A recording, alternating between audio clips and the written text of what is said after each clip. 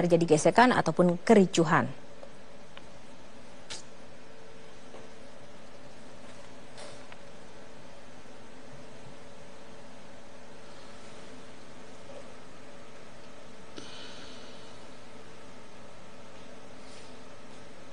Dan mungkin kita bisa tampilkan kembali grafik daftar saksi-saksi yang dihadirkan untuk sidang Ahok kali ini. Ada beberapa informasi yang memang sudah kami terima terkait dengan saksi yang nanti akan dihadirkan, karena untuk agenda sidang kali ini adalah menghadirkan saksi sebagai bagian dari membuktikan dakwaan dari jaksa penuntut umum.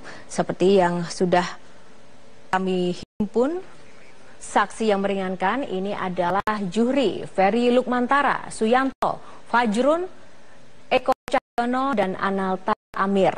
Nanti kita akan ketahui bersama latar belakang dari para saksi ini dan sejauh mana saksi ini akan meringankan, begitu yang Bung Elman. Tapi yang pasti dua belah pihak, baik JPU maupun juga tim pengacara Ahok sendiri, tim kuasa hukum Ahok, memiliki kesempatan yang sama untuk dapat beradu pembuktian, membuktikan kebenaran dan juga elemen-elemen dakwaan maupun juga pembelaan yang nanti akan bisa kita lihat bersama-sama di meja hijau. Dan selain itu juga ada saksi ahli, kita juga bisa lihat daftar saksi ahli yang kemungkinan juga akan dihadirkan, dan ada juga saksi TKP. Ini ada Yuli Hardi, ada Sahbudin alias Denny, Jainuddin alias Panel, Nurholis, dan juga Ma'ruf Amin. Ini saksi TKP begitu.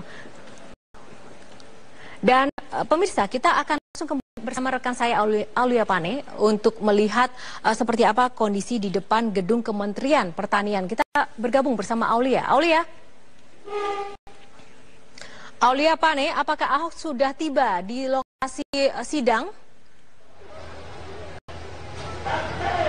Informasi yang kami peroleh, Yohana, ini terdakwa Basuki Cahayapurnama ini sudah masuk ke auditorium Hall D dari Kementerian Pertanian Ragunan, Jakarta Selatan. Dan untuk kondisi di luar dari Kementerian Pertanian Jakarta Selatan yang difungsikan sebagai Pengadilan Negeri Jakarta Utara, saat ini kondisinya sudah kondusif. Meskipun tadi sempat terjadi insiden, namun sudah berhasil diamankan oleh pihak kepolisian. Untuk pihak kepolisian sendiri ini membagi dua posisi, untuk pendukung ataupun juga untuk yang kontra terhadap terdakwa Basuki Cahayapurnama. Di sisi selatan saya ini adalah untuk para pendukung dari terdakwa Basuki Cahayapurnama ataupun Ahok, dan di sisi utara ini adalah untuk massa yang kontra terhadap terdakwa Basuki Cahayapurnama. Sejak pagi kami memantau ini sudah ramai di depan gedung Kementerian Pertanian yang difungsikan sebagai Pengadilan Negeri Jakarta Utara. Masa memang tidak bisa masuk ke dalam karena kapasitas dari auditorium ataupun gedung D tempat berlangsungnya sidang ini hanya maksimal 100 orang saja, sehingga masa ini dipusatkan untuk berorasi ataupun melakukan aksi unjuk rasa ini di depan gedung Kementerian Pertanian Jakarta Selatan. Dan untuk pihak kepolisian sendiri sebetulnya pengamanan ini sudah dilakukan berlapis, ada 4 lapis pengamanan seperti yang disampaikan oleh Kapolres Jakarta Selatan Kombes Pol Iwan Kurniawan maksud kami, yang menyebut bahwa 4 lapis personel kepolisian ini sudah ditempatkan dan jumlahnya ini mencapai hampir 2.500 personil. Dan untuk saat ini kondisi di luar persidangan juga saat ini kondisinya kondusif, Yohana, karena pihak dari pendukung ataupun yang kontra ini melakukan aksi unjuk rasa di lokasinya masing-masing. Meskipun tadi terjadi insiden, namun sudah berhasil diamankan oleh pihak kepolisian. Dan saat ini di kawasan luar dari gedung Kementerian Pertanian, memang untuk kawasan dari TBS Simatupang yang menuju ke arah Ragunan sudah ditutup, dan hanya untuk bus Transjakarta saja yang bisa masuk ataupun melewati sepanjang jalan ini, sedangkan kendaraan-kendaraan lain ini sudah tidak boleh melintas sejak pukul 6 pagi tadi tepatnya sampai dengan usai persidangan. Jika kita sedikit mereview, rencananya sidang lanjutan perkara dugaan penistaan agama ini akan dimulai pada pukul 9 nanti. Untuk sementara demikian, kembali ke Anda di studio. Baik, terima kasih Aulia Pane untuk melaporkan kondisi terkini di depan ruang sidang di Gedung Kementerian Pertanian. Dan untuk itu pemirsa, kita akan melihat langsung saat ini kondisi di dalam karena informasi terkini bahwa Ahok sudah berada di dalam dan memasuki area gedung atau area persidangan melalui pintu karyawan. Kita akan melihat bagaimana kondisi di dalam gedung sidang. Kita bersama Marsyalina Gita. Gita, seperti apa situasi saat ini di sana? Ya, tadi seperti yang disampaikan oleh Yohana, benar sekali bahwa terdakwa Basuki Cahayapurnama atau Ahok ini sudah tiba di ruang auditorium Kementerian Pertanian. Tadi Ahok masuk melewati pintu karyawan di gedung A karena ada beberapa pintu yang disiapkan di gedung Kementerian Pertanian. Yang pertama adalah tepat di pintu depan auditorium pertanian yang masuk melalui pintu Ragunan tepat di Jalan RM Harsono, sedangkan pintu yang satu lagi adalah masuk melalui dari arah TB Matupang, sehingga tadi Ahok sempat mengecoh wartawan terlebih dahulu sehingga wartawan ini semua bersiap di depan gedung B Kementerian Pertanian, namun ternyata Ahok ini masuk melalui gedung A Kementerian Pertanian dan sudah dipastikan bahwa Basuki Cahayapurnama saat ini sudah berada di dalam auditorium Kementerian Pertanian. Dan pada saat tadi kami berada di pintu di gedung B auditorium kementerian ini, jaksa penuntut umum kemudian juga tim kuasa hukum ini sudah tiba di gedung Kementerian Pertanian dan juga sudah masuk ke dalam auditorium Kementerian Pertanian. Tadi kami pantau kuasa hukum dari terdakwa Ahok ada Sira Prayuna dan beberapa timnya. Kemudian ada jaksa penuntut umum, tepatnya adalah ketua dari jaksa penuntut umum ada Ali Mukartono yang juga sudah tiba di auditorium Kementerian Pertanian. Dan tadi saya sempat menanyakan kepada Ali Mukartono bagaimanakah sebenarnya persiapan dari sidang hari ini. Mereka menyatakan bahwa pihak jaksa penuntut umum sudah siap dengan saksi-saksi yang dihadirkan, dan hari ini yang dihadirkan adalah 6 saksi pelapor untuk memberatkan terdakwa Basuki Cahayapurnama, dan ini yang melaporkan pertama kali terkait dengan kasus penistaan agama yang dilakukan oleh terdakwa Ahok. Dan untuk kondisi di auditorium Kementerian Pertanian ini juga ternyata dibatasi. Sebenarnya kapasitasnya 60 hingga 120 orang, namun ini dibatasi hanya 80 orang saja yang bisa masuk ke dalam auditorium Kementerian Pertanian, dan ini hanya memiliki ID card saja. Sehingga ada total 80 dengan pembagian 40 dari tim pelapor dan 40 dari pihak terlapor ini yang bisa masuk dan hanya memiliki ID card yang bisa masuk ke dalam auditorium Kementerian Pertanian untuk melihat secara langsung bagaimana jalannya persidangan lanjutan dengan mendengarkan keterangan dari saksi pelapor. Yohana. Ya, Gita, kalau tadi saya melihat dari beberapa tamu yang diperkenankan masuk tidak ada pemeriksaan tertentu begitu. Sejauh mana yang ada atau yang Anda lihat di sana pemeriksaan khusus dari 80 tamu yang ber-ID card itu untuk masuk dari pihak keamanan seperti apa untuk mengantisipasi barang bawaan yang mereka bawa?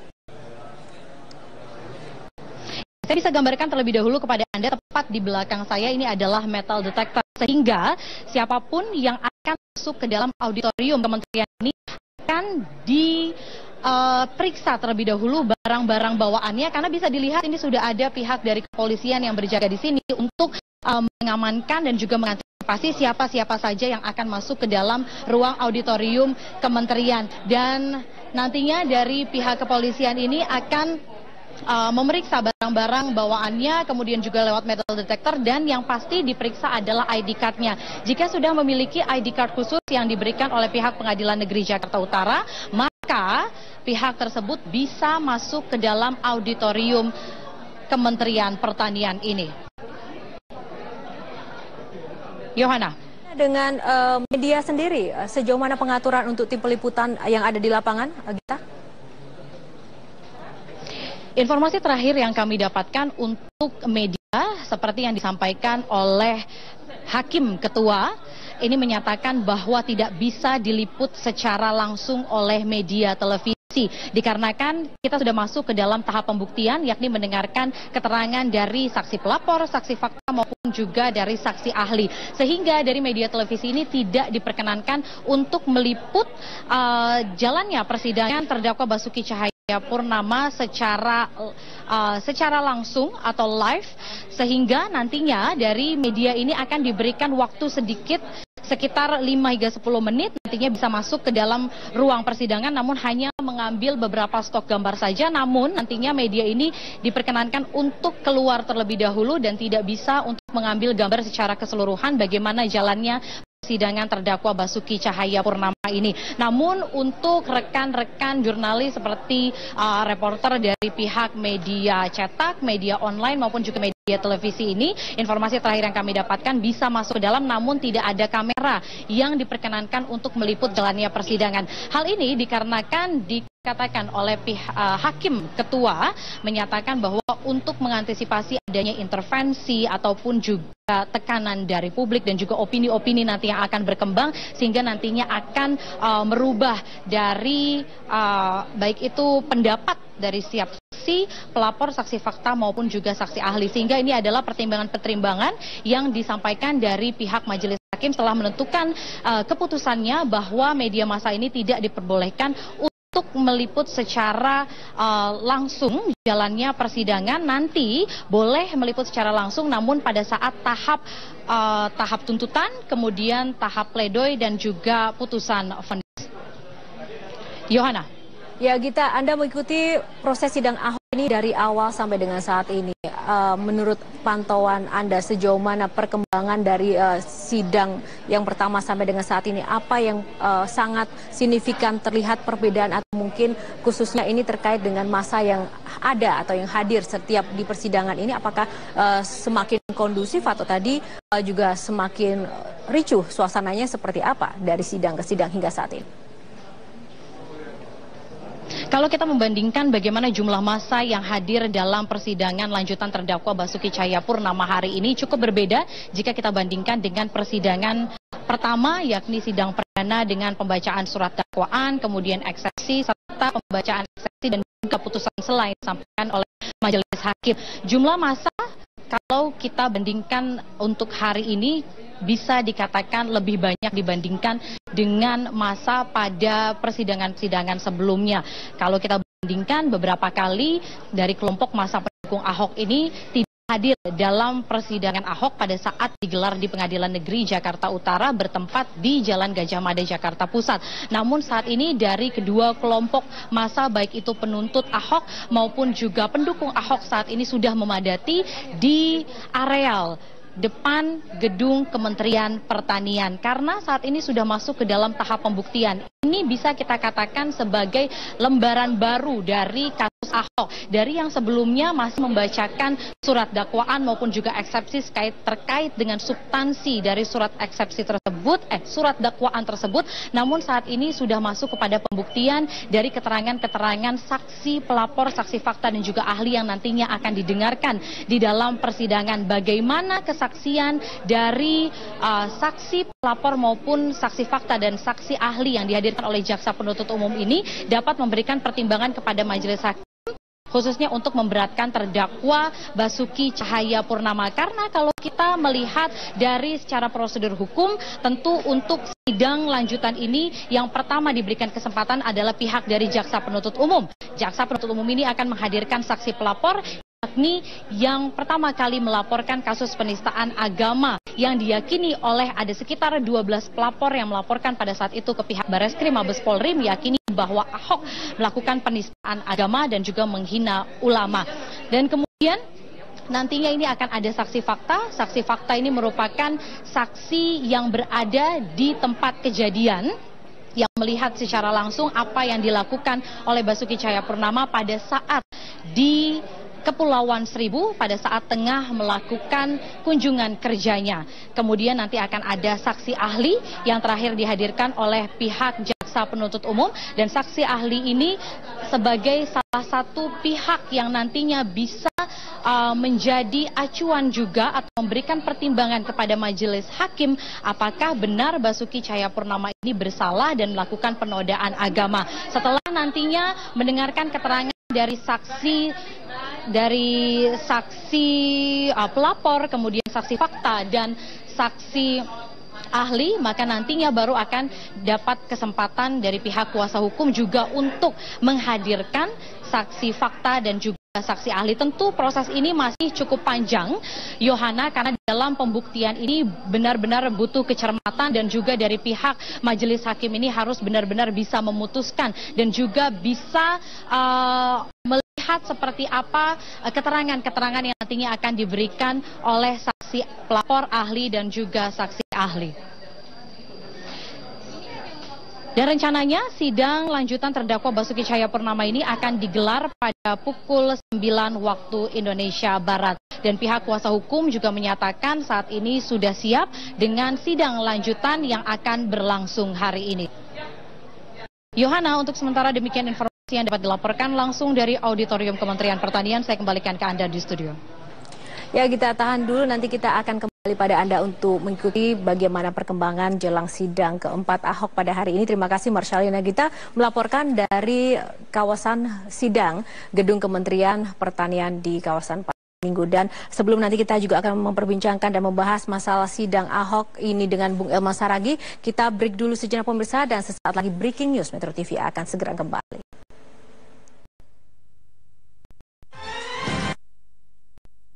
Saya seperti orang yang tidak tahu berterima kasih apabila saya tidak menghargai agama dan kitab suci orang tua dan kakak angkat saya yang Islamnya sangat taat. Saya sangat sedih.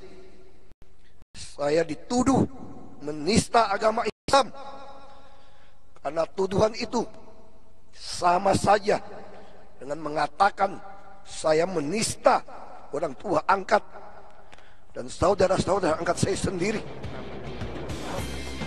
Kuasa hukum Ahok pun mengajukan keberatan. Proses hukum Ahok yang terlalu cepat diduga mendapat tekanan dari massa.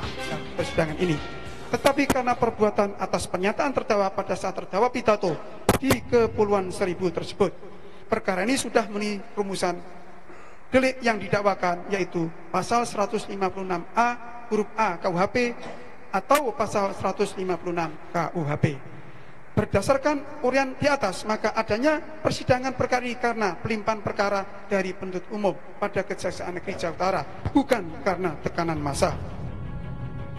Usai menjalani sidang perdana kasus dugaan penodaan agama, Nana Riwayati, sang kakak angkat, mencoba menenangkan Ahok. Momen ini terjadi di salah satu ruangan di Pengadilan Negeri Jakarta Utara. Di persidangan berikutnya, jaksa menanggapi keberatan terdakwa. Menurut jaksa, keberatan yang disampaikan terdakwa dan kuasa hukum tidak masuk akal. Jaksa meminta hakim menolak keberatan dari terdakwa. Mengadili, 1. Menyatakan keberatan terdakwa Insinyur Basuki Cahayapurnama alias Ahok dan penasihat hukumnya tidak dapat diterima. 2. Menyatakan sah menurut hukum surat dakwaan penuntut umum nomor register PDM garis datar 147 garing JKT.UT garing 12. Saudara ya, perhatikan ya, tidak perlu dikomentari. Kami ulangi. 2. Menyatakan sah menurut hukum surat dakwaan penuntut umum nomor register PDM garis datar 147 garing JKT.UT garing 12 garing 2016 tanggal 1 Desember 2016 sebagai dasar pemeriksaan perkara pidana atas nama terdakwa Insinyur Basuki Cahayapurnama alias Ahok. 3. Memerintahkan untuk melanjutkan pemeriksaan perkara nomor 1537 PIT B garing 2016 garing PN.JKT.UT atas nama terdakwa Insinyur Basuki Cahayapurnama alias Ahok tersebut di atas. 4. Menangguhkan biaya perkara sampai dengan putusan akhir. Pada sidang putusan sela, berdasarkan sejumlah pertimbangan hukum, Majelis Hakim Pengadilan Jakarta Utara menyatakan tidak dapat menerima sejumlah poin dalam nota keberatan terdakwa Basuki Cahayapurnama. Menurut Majelis Hakim, pemaparan nota keberatan Ahok terkait niat dan sikapnya kepada umat Muslim baru dijadikan pertimbangan setelah proses pembuktian. Tenang di dalam, riuh di luar. Begitulah yang terjadi selama 3 kali persidangan kasus dugaan penodaan agama oleh terdakwa Basuki Cahayapurnama. Dalam setiap persidangan, dua kelompok massa selalu hadir sepanjang sidang yang digelar di Jalan Gajah Mada. Ada yang pro dan ada yang kontra. Kemacetan di sekitar Pengadilan Jakarta Utara pun tak bisa dihindari. untuk menjaga suasana tetap kondusif, pelaksanaan sidang keempat terdakwa Basuki Cahayapurnama tidak lagi digelar di Pengadilan Negeri Jakarta Utara. Lokasi yang menjadi ruang sidang nantinya akan berada di Auditorium Gedung D Kementerian Pertanian. Tim Liputan Kompas TV. Itu informasi dari jalannya sidang ketiga yang berlangsung pada pekan lalu, yaitu sidang putusan sela, di mana diputuskan bahwa hakim menolak keberatan yang diajukan oleh terdakwa dan kuasa hukum terdakwa, sehingga persidangan pun berlanjut ke pembuktian yang akan berlangsung pada hari ini. Sidang pertama pembuktian di sini yang akan berlangsung di Auditorium Kementerian Pertanian. Saat ini rekan kami Friska Clarissa berada di depan ruang sidang. Friska, apa yang Anda lihat dari area di depan ruang sidang ini? Sudah siap sepertinya auditorium dipersiapkan untuk menyidangkan kasus ini hari ini? Iya betul, Timothy, seperti yang bisa juga Anda lihat, saat ini persiapan jelang sidang keempat kasus dugaan penodaan agama dengan terdakwa Basuki Cahayapurnama akan segera dimulai. Sejumlah alat kelengkapan sidang juga sudah mulai memasuki Auditorium Kementerian Pertanian yang jadi tempat sidang pada hari ini, dan juga sejumlah saksi sudah hadir. Hari ini dalam tahap pertama pembuktian persidangan kasus penodaan agama merupakan bagian dari jaksa penuntut umum untuk menghadirkan saksi.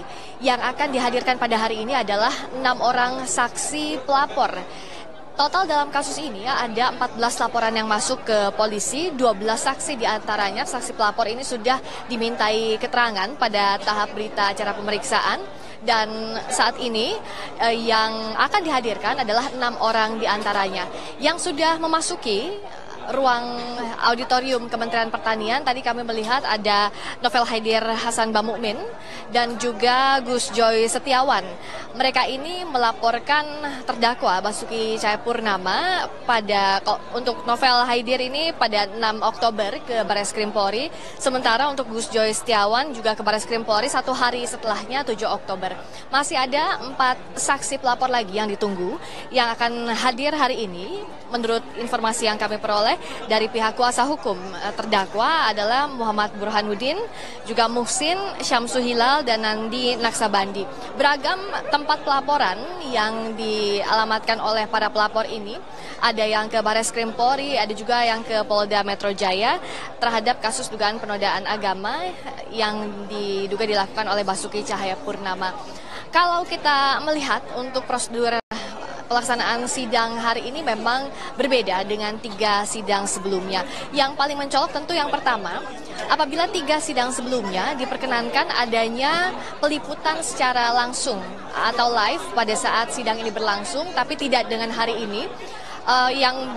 Mekanisme yang akan diterapkan adalah nanti awak media, khususnya kamera, hanya diperkenankan mengambil gambar sebelum sidang ini dimulai. Pada saat alat kelengkapan sidang sudah berada di dalam ruang sidang, baik itu hakim, tim penasihat hukum terdakwa, jaksa penuntut umum maupun terdakwa, dan juga para saksi. Tapi pada saat tahap pembuktian berlangsung, pengambilan gambar ini dihentikan, sementara yang bisa di dalam adalah masyarakat umum dan juga masih reporter yang hanya bisa mencatat atau berupa notulensi dari keterangan saksi pelapor yang pada hari ini akan disampaikan di muka sidang. Selain masyarakat umum, tadi juga sudah dipilih dari masing-masing kubu yang pro maupun kontra terhadap terdakwa untuk hadir di dalam ruang sidang. Pemeriksaannya pun ketat sebelum mereka datang ke ruang sidang. Dari pihak yang kontra terhadap terdakwa ada 30 orang, sementara dari yang pro terhadap terdakwa ada 28 orang yang diperkenankan untuk masuk mengikuti langsung sidang ini. Dan yang saat ini baru hadir di belakang saya ini adalah pihak yang pro terhadap terdakwa. Total ada 28 orang yang sudah memiliki kartu identitas khusus. Jadi baik dari perwakilan masing-masing pihak, baik yang pro maupun kontra, ini tidak semuanya juga bisa masuk ke ruang sidang. Yang bisa masuk hanyalah yang terdaftar ditandai dengan kartu identitas atau ID card yang sudah dibagikan sebelumnya oleh pihak Pengadilan Negeri Jakarta Utara. pemeriksaan ini juga berlangsung ketat selain tadi di luar gerbang auditorium Kementerian Pertanian di kawasan Pasar Minggu, Jakarta Selatan, tapi juga pada saat jelang memasuki ruang sidang, para pengunjung ini siapapun tanpa kecuali akan melewati kembali metal detektor untuk dilakukan penyisiran terhadap barang bawaan. Hal ini juga sudah disepakati oleh semua pihak yang akan ikut dalam persidangan ini untuk sama-sama menjaga keamanan dalam jalannya sidang yang pada saat ini memasuki tahap pembuktian. Selain itu juga tadi yang sudah hadir alat kelengkapan sidang lainnya adalah terdakwa Basuki Cahayapurnama yang hadir di auditorium Kementerian Pertanian ini sekitar pukul 8:03. Juga pihak penasihat hukum dari terdakwa yang dipimpin oleh Sira Prayuna juga sudah hadir di sini. Nanti selain alat kelengkapan sidang dan juga para pengunjung khususnya dari kedua kubu yang berbeda, pro dan kontra terhadap terdakwa, juga awak media akan memasuki ruang sidang, tapi nanti 10 menit sebelum sidang dimulai atau pukul 9 kurang 10 menit waktu Indonesia Barat. Mengapa kalau kita lihat pada saat tahap pembuktian ini lebih ketat, prosedurnya juga lebih tertutup, meskipun sifat sidang ini tetap terbuka untuk umum, karena untuk menghindari adanya pro dan kontra di masyarakat dengan keterangan-keterangan yang disampaikan oleh saksi, fakta maupun ahli yang dihadirkan oleh masing-masing pihak, baik hal jaksa penuntut umum maupun dari terdakwa Basuki Cahayapurnama yang nanti akan dihadirkan oleh tim penasihat hukum. Dan saat ini yang nanti akan dihadirkan dari saksi pelapor ini akan digali keterangan lebih lanjut lagi, tidak jauh berbeda dengan tahap penyidikan dalam berita acara pemeriksaan yang sudah juga dilakukan terhadap para saksi pelapor ini soal dasar dari laporan yang diberikan oleh para saksi pelapor ini terhadap Basuki Cahayapurnama selaku terdakwa. Dan kalau kita melihat juga pada sidang kali ini memang pengamanan disiagakan lebih ketat lagi, tidak hanya di dalam area ruang sidang di auditorium Kementerian Pertanian, tapi juga di luar gedung Kementerian Pertanian ini. Karena kita sama-sama melihat ada pihak yang pro, ada pihak yang kontra. Ini terlihat juga sejak awal sidang ini digelar, karena dengan masa yang juga lebih banyak dan banyaknya masa dari masing-masing pihak ini memang diakomodasi oleh pihak kepolisian dengan gedung auditorium kementerian yang dipilih, sehingga pengamanan juga diberikan di depan agar para massa yang pro maupun kontra dapat menyampaikan aspirasinya dengan aman dengan penjagaan dari sekitar 2.200 lebih personel gabungan kepolisian dan juga TNI. Demikian pantauan sementara dari auditorium Kementerian Pertanian. Saya kembalikan dulu ke Timothy di studio. Baik, terima kasih Friska Clarissa melaporkan dari depan gedung auditorium Kementerian Pertanian, dan nanti kami akan juga menyampaikan menjelang sidang keempat dugaan penodaan agama dengan terdakwa Basuki Cahayapurnama. Kami akan jeda kembali. Kami akan segera kembali.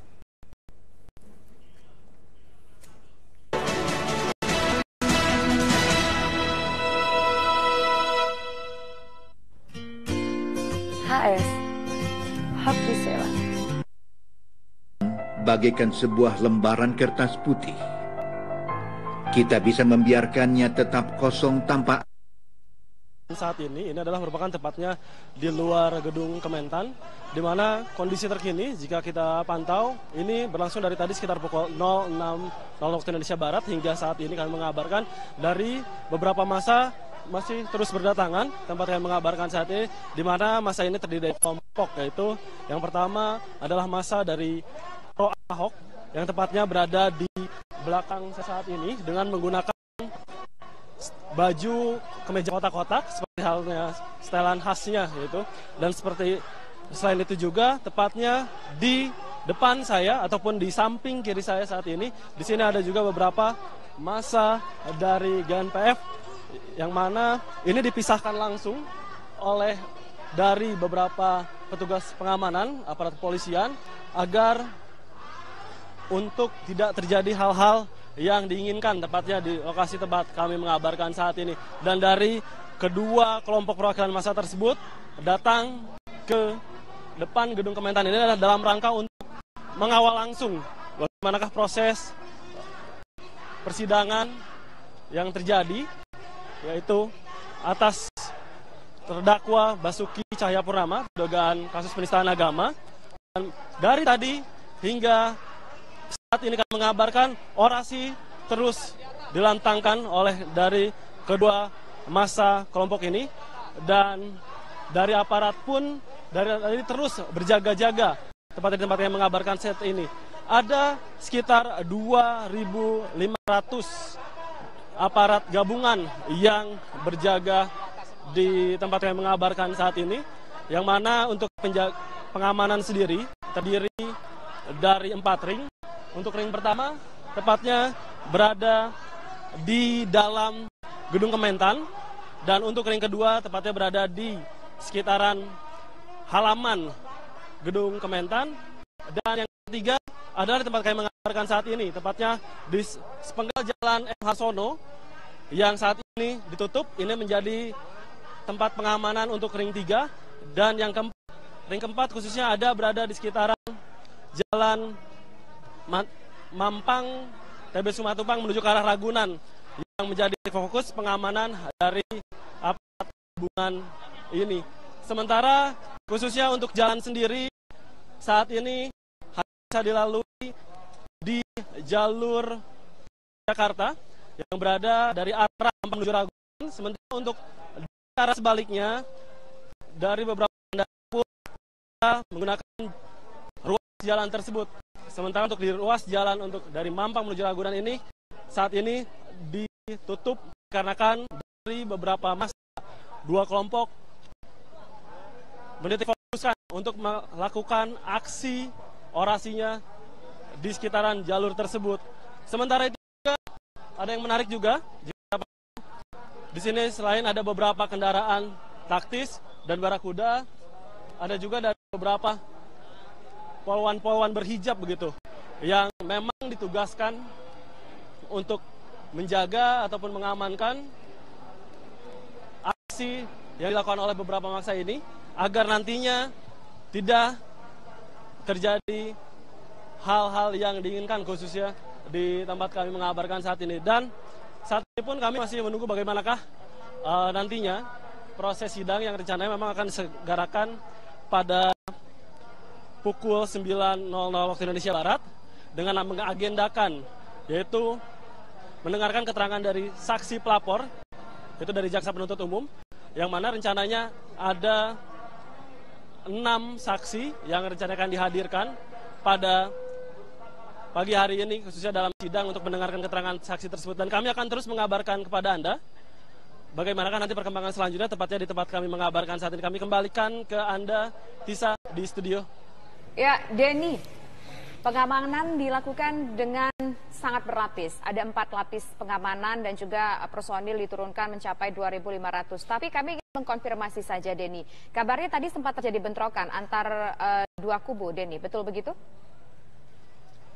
Iya, Tisa, memang benar sekali. Tadi memang sempat terjadi sedikit gesekan gitu antara dua kubu, di mana dari beberapa kubu memang sempat mengeluarkan orasi-orasinya, dan memang ada beberapa oknum-oknum yang sempat tersulut sedikit dengan orasi-orasi tersebut, sehingga tadi pun dari beberapa aparat maupun dari beberapa perwakilan dari massa pun sempat berhamburan begitu di tempat yang mengabarkan saya. Namun ini tidak berlangsung lama, dikarenakan dari aparat maupun beberapa dari massa kedua kelompok pun berhasil untuk meredam kondisi yang terjadi sedikit gesekan tersebut pada tadi pagi hari. Dan bahkan sekarang pun dari beberapa massa kelompok tersebut pun sudah mulai sedikit diperjauhkan begitu, atau dipisahkan dua kelompok dan dijaga oleh beberapa aparat, baik dari massa kelompok pro dari Ahok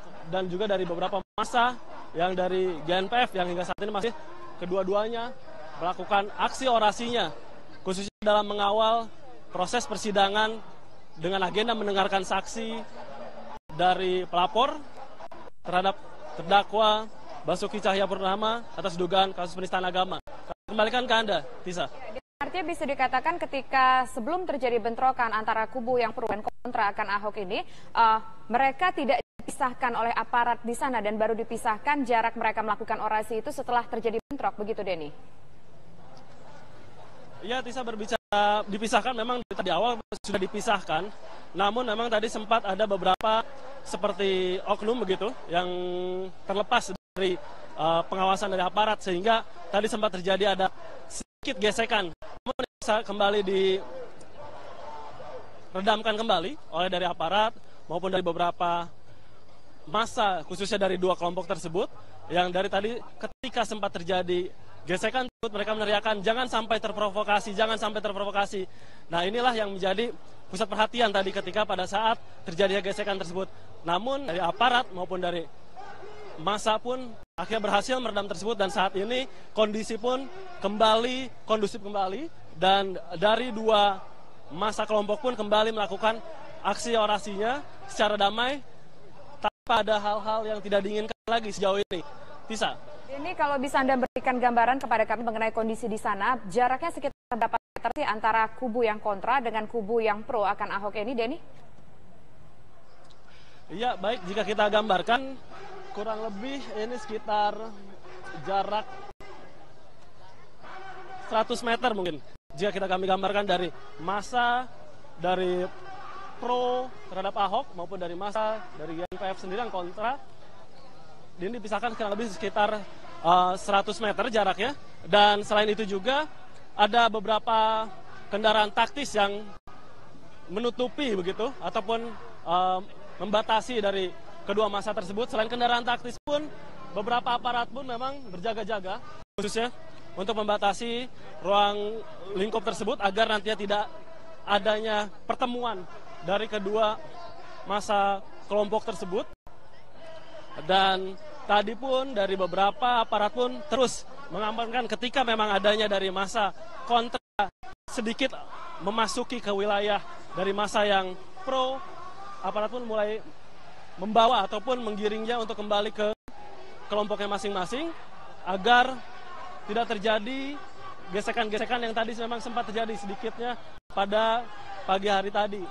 Dan ini guna untuk terus menjaga agar proses orasi ataupun demokrasi dalam rangka untuk mengawal sidang ini berjalan dengan nyaman, tentram, tanpa ada hal-hal yang tidak diinginkan, Tisa.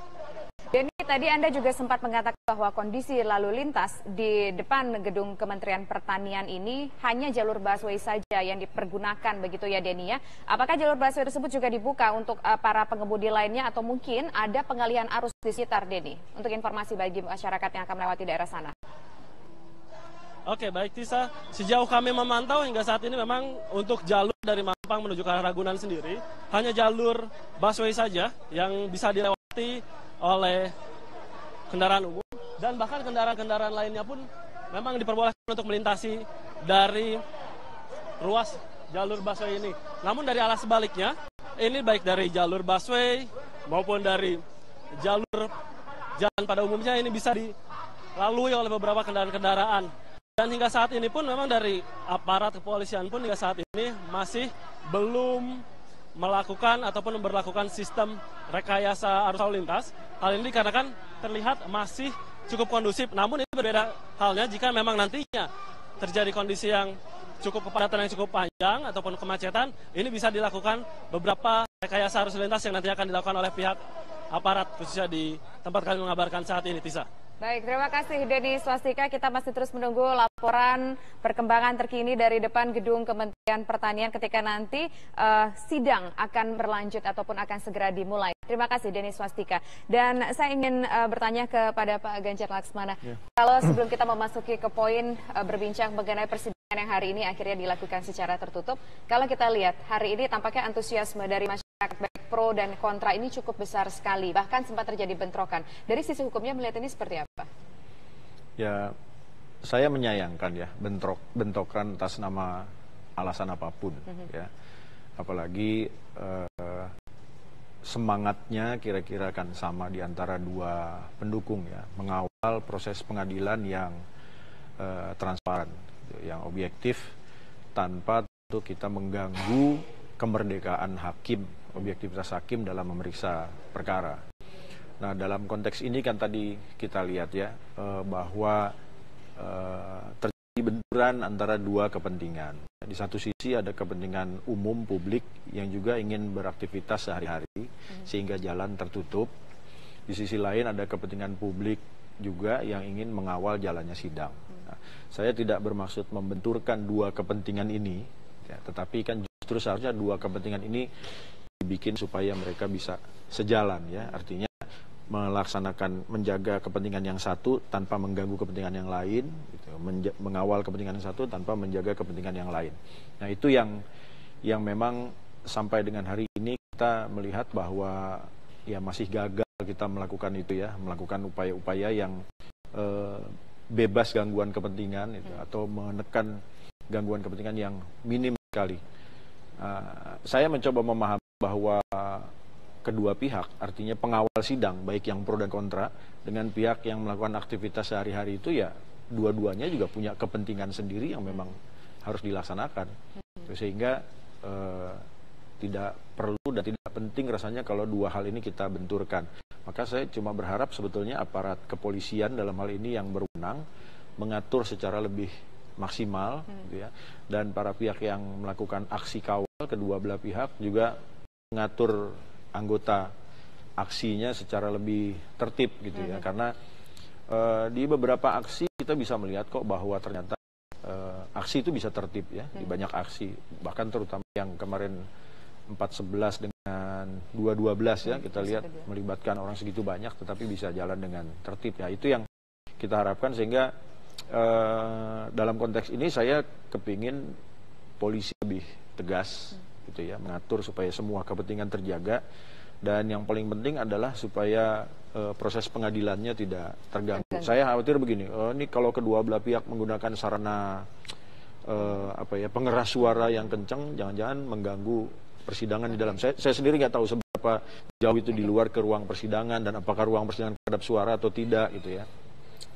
Apakah hakim sudah sampai di lokasi persidangan, gitu ya? Karena itu juga akan mengganggu kelancaran. Iya, karena begini, hakim ini kan juga manusia, ya. Hakim datang lihat publik sedemikian banyak, itu kan juga sesuatu yang mempengaruhi dia sedikit banyak, ya. Artinya manusiawi, hakim terkejut atau ada reaksi terhadap apa yang dilihatnya itu manusiawi. Gitu. Tetapi kan kita tidak bisa memaksakan bahwa hakim harus mengabaikan itu semua, gitu. Justru menurut saya begini, kalau diatur dengan tertib, hakim masuk dengan lancar, melihat bahwa semuanya damai, gitu ya, itulah yang sebetulnya bisa menjamin hakim dapat melaksanakan tugasnya dengan baik. Oke, gitu. Pak Ganjar, nanti kita akan lanjutkan perbincangan kita, tapi kita harus jeda terlebih dahulu sejenak. Pemirsa, Kabar Khusus akan kembali sesaat lagi.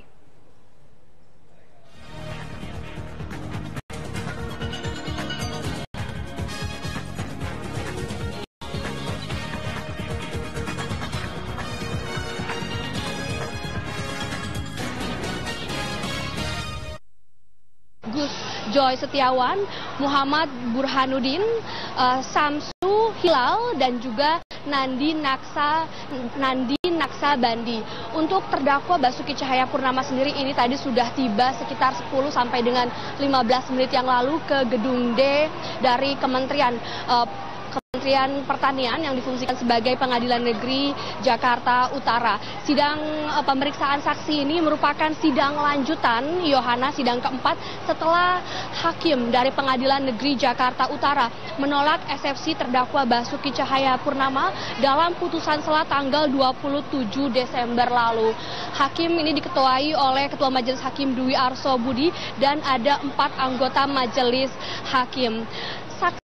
Yang dihadirkan dalam persidangan kali ini adalah merupakan saksi pelapor, maksud kami, dan saksi ini nantinya akan memberikan keterangan terkait dengan pelaporan mereka, karena seperti diketahui bahwa ada lebih dari 10 pelaporan terkait dengan dugaan penistaan agama yang dilakukan oleh terdakwa Basuki Cahayapurnama. Jika kita mengacu pada tata cara peradilan, memang saksi yang akan dihadirkan pertama oleh jaksa penuntut umum adalah dari pihak pelapor, dan ini juga mengacu pada pasal 1 angka 26 KUHP, sebagaimana saksi adalah orang yang dapat memberikan keterangan, lalu juga yang mengetahui guna kepentingan penyelidikan peruntukan peradilan tentang suatu perkara pidana yang didengar sendiri ataupun juga dialami sendiri. Dan saat ini ada 6 saksi yang dihadirkan oleh jaksa penuntut umum yang akan memberikan kesaksian. Dan saksi yang dihadirkan ini adalah terkait dengan pelapor, baru nanti jaksa penuntut umum dari kejaksaan juga kembali akan memanggil saksi lain yang dipandang relevan dengan tujuan mengenai tindak pidana yang didakwakan terhadap terdakwa Basuki Cahayapurnama. Terdakwa Basuki Cahayapurnama sendiri ini didakwa dengan pasal 156 huruf A Kitab Undang-Undang Hukum Pidana ataupun KUHP yang dinilai telah menodai agama serta menghina ulama dan umat Islam. Untuk sidang sendiri, Yohana, memang saat ini kami tidak diperkenankan untuk melakukan peliputan secara live, namun pihak dari Pengadilan Negeri Jakarta Utara, khususnya tadi Hakim Ketua Majelis Hakim memperbolehkan media untuk mengambil terlebih dahulu gambar selama 10 sampai dengan 15 menit, lalu nanti akan dipersilakan untuk keluar dan nanti akan disediakan speaker untuk mendengarkan persidangan, namun tidak boleh sekali lagi ini dilakukan secara live. Yohana. Ya, Aulia, sambil kita menunggu jalannya sidang dimulai, untuk masa yang kemudian berada atau hadir di sidang tersebut, apakah memang ada batasan waktu tertentu mereka berada di lokasi atau memang juga diizinkan sampai dengan sidang itu selesai? Karena pasti dimungkinkan bisa saja sampai sore atau malam, padahal ada batasan-batasan untuk jam-jam pihak-pihak atau kelompok berdemonstrasi atau mungkin berunjuk rasa.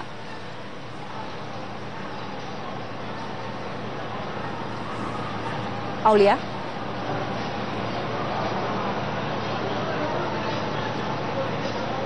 Ya, sepertinya Aulia Pane masih belum tersambung kembali bersama kami. Pemirsa, nanti kita akan mencoba kembali untuk menghubungi Aulia Pane. Dan pemirsa, hari ini proses hukum dugaan penodaan agama dengan terdakwa Basuki Cahayapurnama atau Ahok memasuki tahap pembuktian. Apa saja proses dalam sidang pembuktian ini? Berikut penjelasan pengamat hukum pidana Asep Iwan Iriawan.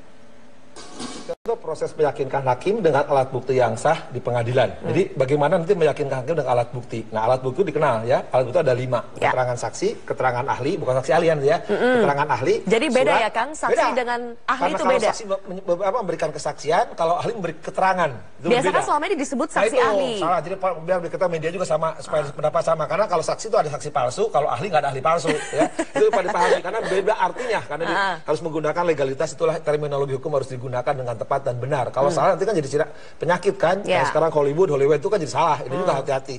3 surat, 4 petunjuk, 5 keterangan terdakwa. Nah, sekarang dalam persidangan ini, kemarin kan kita bicarakan juga Mas Silvi kan, bahwa walaupun eksepsi kita terima, bukan berarti isi eksepsi salah atau benar. Jadi redaksional formalitas jaksa dianggap benar oleh hakim. Sekali lagi, nah sekarang barulah membuktikan apakah isi dakwaannya jelas, cermat, lengkap, itu isinya sekali lagi substansinya harus dibuktikan dengan 5 alat bukti yang sah itu. Nah, hari ini akan mulai dengan keterangan saksi dahulu. Jadi saksi, nanti baru ahli. Dan selalu dimulai dari pihak jaksa penuntut umum ya kan? Karena sekarang prinsipnya ini actori incumbit probatio. Jadi siapa yang mendalilkan harus membuktikan. Nah, karena JPU adalah mendakwakan Pak Ahok nih, penodaan agama ya, 156A atau 156 ya. Nah, artinya apa? Jaksa harus membuktikan bahwa Pak Ahok itu pada tanggal 27 September di Kepulauan Seribu melakukan entah pernyataan atau perbuatan yang sifatnya permusuhan atau kebencian atau penyalahgunaan atau penodaan. Dan itu harus dibuktikan oleh jaksa.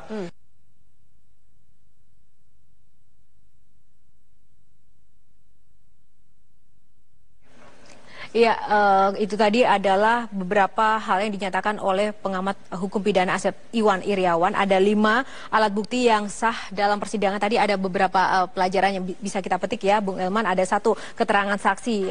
Artinya ini saksi saja, tidak ada istilah saksi pelapor, saksi fakta. Yang kedua ada keterangan ahli saja, bukan saksi ahli begitu. Dan yang ketiga ada surat, yang keempat petunjuk, dan 5 adalah keterangan terdakwa itu sendiri. Dan pemirsa, Menteri Dalam Negeri Cahyokumolo menyatakan ia belum membuat surat pemberhentian sementara Gubernur Nonaktif DKI Jakarta Basuki Cahayapurnama. Cahyokumolo masih menunggu kepastian ancaman hukuman yang akan diberikan kepada Ahok. Menteri Dalam Negeri Cahyokumolo menyatakan akan membuat surat pemberhentian sementara. Namun, surat pemberhentian sementara ini dibuat jika ada surat penetapan dari pengadilan yang menyatakan terdakwa didakwa dengan ancaman hukuman 5 tahun atau lebih.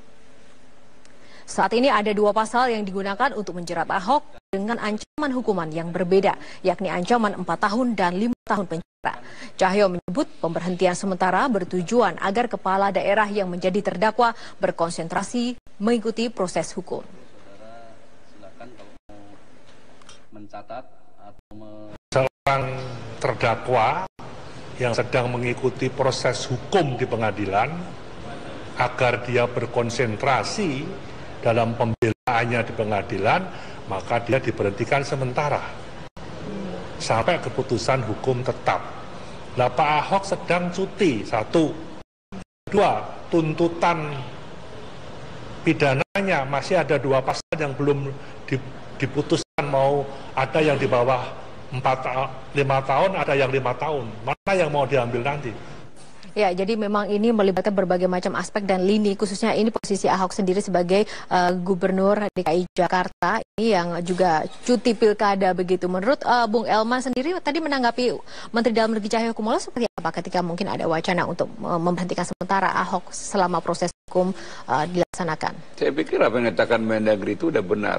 Sebab Mendagri perlu ada ancaman hukumannya. Kalau di atas 5 tahun pasti akan diberhentikan sementara kan gitu. Tapi kalau dia di bawah 5 tahun beda lagi kan begitu. Apalagi sekarang posisi Ahok kan masih dalam keadaan cuti kan. Jadi tapi poin kita sebetulnya bukan soal di situ kan.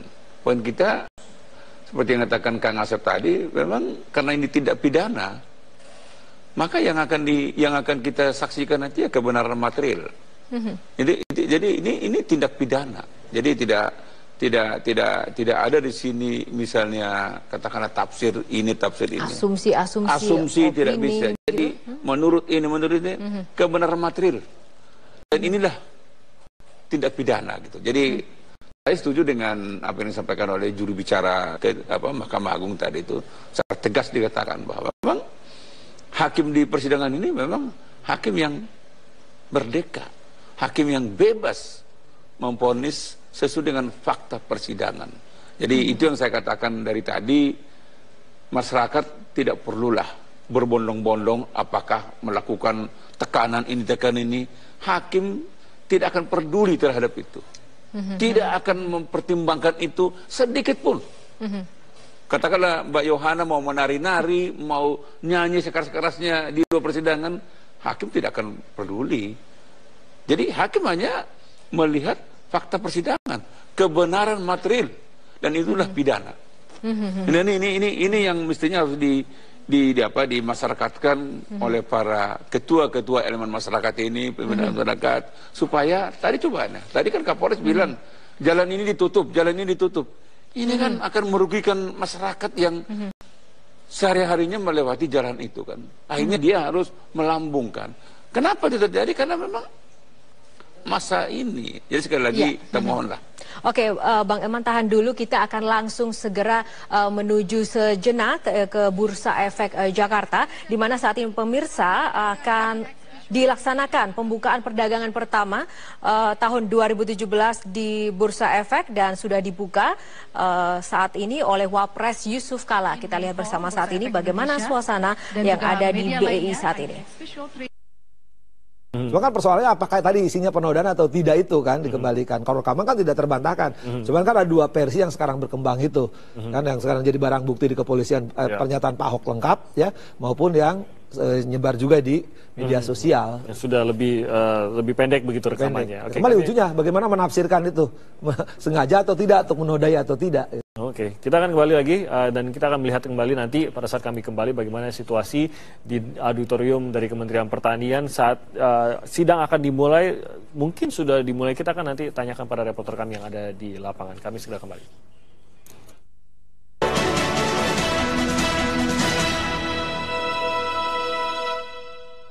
Lakukan apa yang ingin Anda lakukan dengan Vitergy. Vitergy memang seberapa pengetahuan dia mengenai peristiwa pidana yang dia bersaksi itu. Nah, berbicara mengenai pemeriksaan saksi hari ini yang merupakan alat bukti utama, kata Pak Ganjar tadi. Hari ini kan pemeriksaan saksi diputuskan dilakukan secara tertutup. Sebetulnya apa sih dasar ataupun juga landasan hukum akhirnya persidangan untuk saksi-saksi ini tidak diperkenankan dilakukan secara terbuka? Terus terang begini, saya termasuk salah satu yang berpendapat dan berkeyakinan bahwa proses pemeriksaan pengadilan tidak boleh ditayangkan. Ya. Mengapa? Selalu pertanyaan orang begini, memang ada larangannya. Ya. Nah, kita ini sedang bicara hukum acara pidana, hukum tentang acara, hukum tentang tata cara, hukum tentang proses. Nah, kalau kita bicara hukum tentang tata cara, acara, dan proses, ini kita sedang bicara tentang hukum pidana formil, yang berbeda dengan hukum pidana material. Ya. Di dalam hukum pidana formil, tidak ada norma larangan dan kewajiban, sebagaimana di norma hukum pidana material. Ya. Norma hukum pidana material kita itu, landasan utamanya KUHP. Maaf. Di KUHP itu jelas apa yang dilarang dan apa yang diwajibkan. Membunuh dilarang, mencuri dilarang, menolong orang yang sedang perlu ditolong wajib, dan lain-lain. Maka norma yang ada di KUHP dalam hukum pidana material kita ada dua, larangan, kewajiban. Apabila suatu perbuatan tidak dilarang atau tidak diwajibkan, maka perbuatan itu boleh dilakukan. Maka dalam hukum pidana material ada yang namanya kebolehan. Nah, di dalam hukum acara normanya bukan larangan dan kewajiban. Karenanya tidak ada kebolehan. Normanya adalah pengaturan. Apa yang diatur di dalam hukum acara, itulah yang boleh dilakukan. Kalau tidak diatur, tidak boleh. Ya, jadi berbeda sekali. Nah, sekarang kalau ditanya di mana larangannya meliput, saya tanya balik, di mana yang kebolehannya? Di mana ada aturan yang menyatakan boleh diliput? Oke. Ya? Artinya bisa dikatakan begini, itu berdasarkan subjektivitas-kah atau berdasarkan apa? Begini, kalau tidak ada boleh dan tidak bolehnya. Objektivitas itu kumpulan subjektivitas. Ya, maka kalau mau dibilang subjektivitas pun saya tidak keberatan, gitu ya.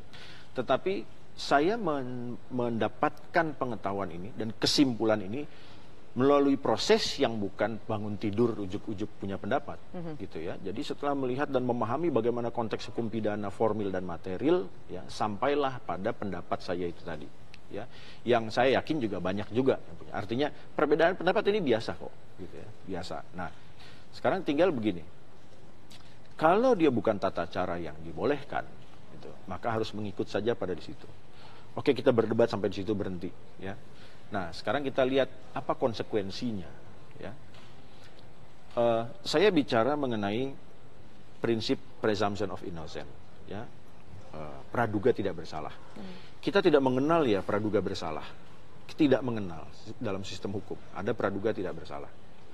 Kedua, kita bicara mengenai independensi lembaga peradilan. Ketiga, kita bicara mengenai kewenangan hakim yang harus bebas dari tekanan dan lain-lain. Ya, kan tadi saya sudah sampaikan, hakim ini manusia. Ya, di tengah persidangan setan lewat aja dia bisa tertekan, gitu ya. Sehingga kita harus menjaga sama-sama supaya proses peradilan ini fair, gitu ya. Nah, bagaimana caranya? Saya tidak keberatan proses pengadilan direkam, diliput, tapi tidak ditayangkan. Ya, boleh ditayangkan kapan? Nanti kalau putusannya sudah inkrah. Ya, kenapa begitu? Sekarang begini. Salah satu yang penting adalah pembuktian. Yang konon kata orang di situ serunya. Ya. Jadi kita ini mau nonton yang seru-seru. Ya, bukan mau bicara betul perbaikan sistem peradilan, menegakkan keadilan, bukan. Kita ini menonton yang seru, gitu. Nah, yang seru ini sayang kalau tidak ditonton dan dilewatkan. Ya. Sehingga begini, sekarang misalnya pemeriksaan keterangan saksi. Ada satu saksi yang memberi keterangan, ditayangkan. Lalu ditonton oleh saksi lain yang belum hari ini bersaksi. Ya, baik saksi yang sejalan untuk membuktikan, maupun saksi yang bertentangan nanti, yang meringankan terdakwa. Ya. Nah, justru karena kita tahu manusia itu tidak bebas kepentingan, gitu ya, maka kita harus melakukan upaya yang maksimal, menjaga saling keterpengaruhan. Ya.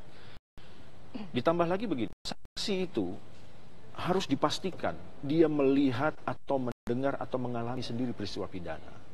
Ya.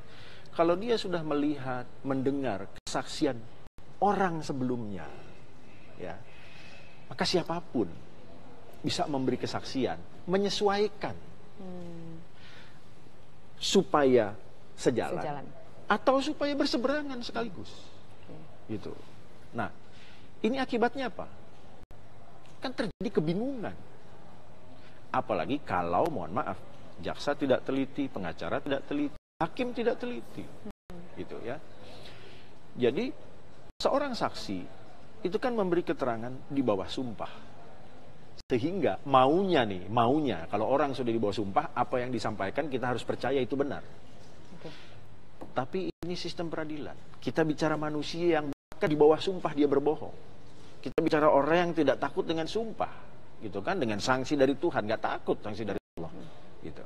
Nah, jadi jaksa penuntut umum, hakim, termasuk pengacara, pasti akan menguji, ya, apakah orang yang sedang duduk di kursi memberikan keterangan sebagai saksi betul-betul memenuhi syarat sebagai saksi atau tidak. Gitu. Nah, dalam konteks ini saya ingin menyampaikan begini. Saksi itu orang yang melihat atau mendengar, mengalami sendiri suatu peristiwa pidana. Ya, begitu KUHP kita mengatur. Nah, dengan pengertian ini, saya menilai sebetulnya dalam praktek bisa terjadi sulit suatu perkara punya saksi. Ya. Kenapa? Dalam kasus Ahok ini begitu ya? Termasuk, ya. Walaupun kalau dalam kasus ini saya menilai sih ada saksinya, banyak bahkan. Gitu. Tinggal apakah saksi yang ditampilkan oleh kedua belah pihak memenuhi syarat atau tidak. Karena begini, orang yang melihat sendiri suatu peristiwa pidana, di mana-mana ada penjahat yang ingin melakukan kejahatan, ada saksinya. Pasti nggak pengen ada yang lihat. Penjahat melakukan kejahatan nggak pengen ada yang dengar. Ya. Kecuali mengalami sendiri yang selama ini kita artikan sebagai korban. Ya. Nah, sehingga kalau kita lihat pengertian saksi, sulit nih ada orang yang betul-betul melihat, betul-betul mendengar, betul-betul mengalami sendiri. Melihat, betul-betul mendengar, mengalami sendiri. Apakah suatu peristiwa pidana, suatu peristiwa tersebut terjadi? Iya. Contohnya untuk kasus Ahok ini. Nah, sekarang kasus Ahok. Saksi ini harus orang yang melihat langsung. Ahok ngomong. Bukan melihat video. Nanti dulu. Kita lihat dulu Ahok ngomong. Kedua, mendengar Ahok ngomong meskipun dia tidak di tempat, tapi mungkin di ruang lain yang suaranya Ahok kedengeran nih. Secara langsung. Ya, dia tidak lihat Pak Ahok, tapi dia ada di ruangan di sebelahnya sehingga dia mendengar. Atau orang yang mengalami sendiri, ya, yang memang ada di situ semua. Ya, sehingga dalam kasus itu menurut saya saksi-saksi itu misalnya orang yang hadir, melihat sendiri apa yang dilakukan Pak Ahok, mendengar apa yang diucapkan Pak Ahok, dan mengalami sendiri peristiwa itu semuanya di situ. Nah, sekarang bagaimana dengan orang yang baru melihat mendengar di itu nanti kita jawab ya, bagaimana orang yang melihatnya melalui tayangan media yang sudah di-share ke beberapa sosial media ataupun juga di beberapa media lainnya. Kita nanti akan tunggu jawabannya dari Pak Ganjar, tapi kita harus jeda dulu sejenak. Dan pemirsa, kami akan kembali sesaat lagi.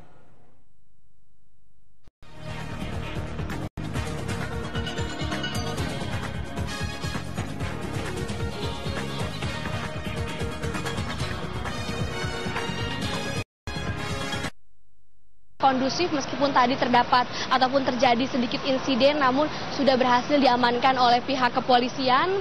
Kondisinya saat ini pihak kubu dari terdakwa Basuki Cahayapurnama yang mendukung Basuki Cahayapurnama dengan menggunakan baju khas kotak-kotak dan juga membawa sejumlah spanduk ini berada di sisi selatan, sedangkan kubu yang kontra terhadap terdakwa Basuki Cahayapurnama dari sejumlah ormas Islam ini ada di kubu sebelah utara. Mereka masing-masing menyampaikan pendapatnya ataupun aksinya ini secara damai, dan pihak kepolisian ini berada di tengah-tengah sehingga tidak ada pertemuan antara pihak yang pro ataupun juga yang kontra terhadap terdakwa Basuki Cahayapurnama. Pengamanan 4 lapis dari pihak kepolisian, tim gabungan dari Polda Metro Jaya, Polres Jakarta Selatan juga sudah disiagakan sejak pagi tadi untuk berjaga di sekitar kawasan dari gedung Kementerian Pertanian yang difungsikan sebagai gedung Pengadilan Jakarta Utara.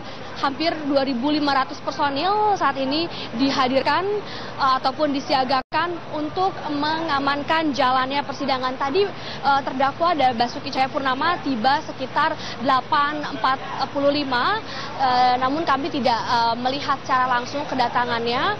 Namun dari terdakwa Basuki Cahayapurnama sendiri ini didampingi oleh tim kuasa hukumnya. Terkait dengan persidangan hari ini, Yohana, sidang dengan agenda pemeriksaan saksi yang dihadirkan oleh jaksa penuntut umum dari kejaksaan.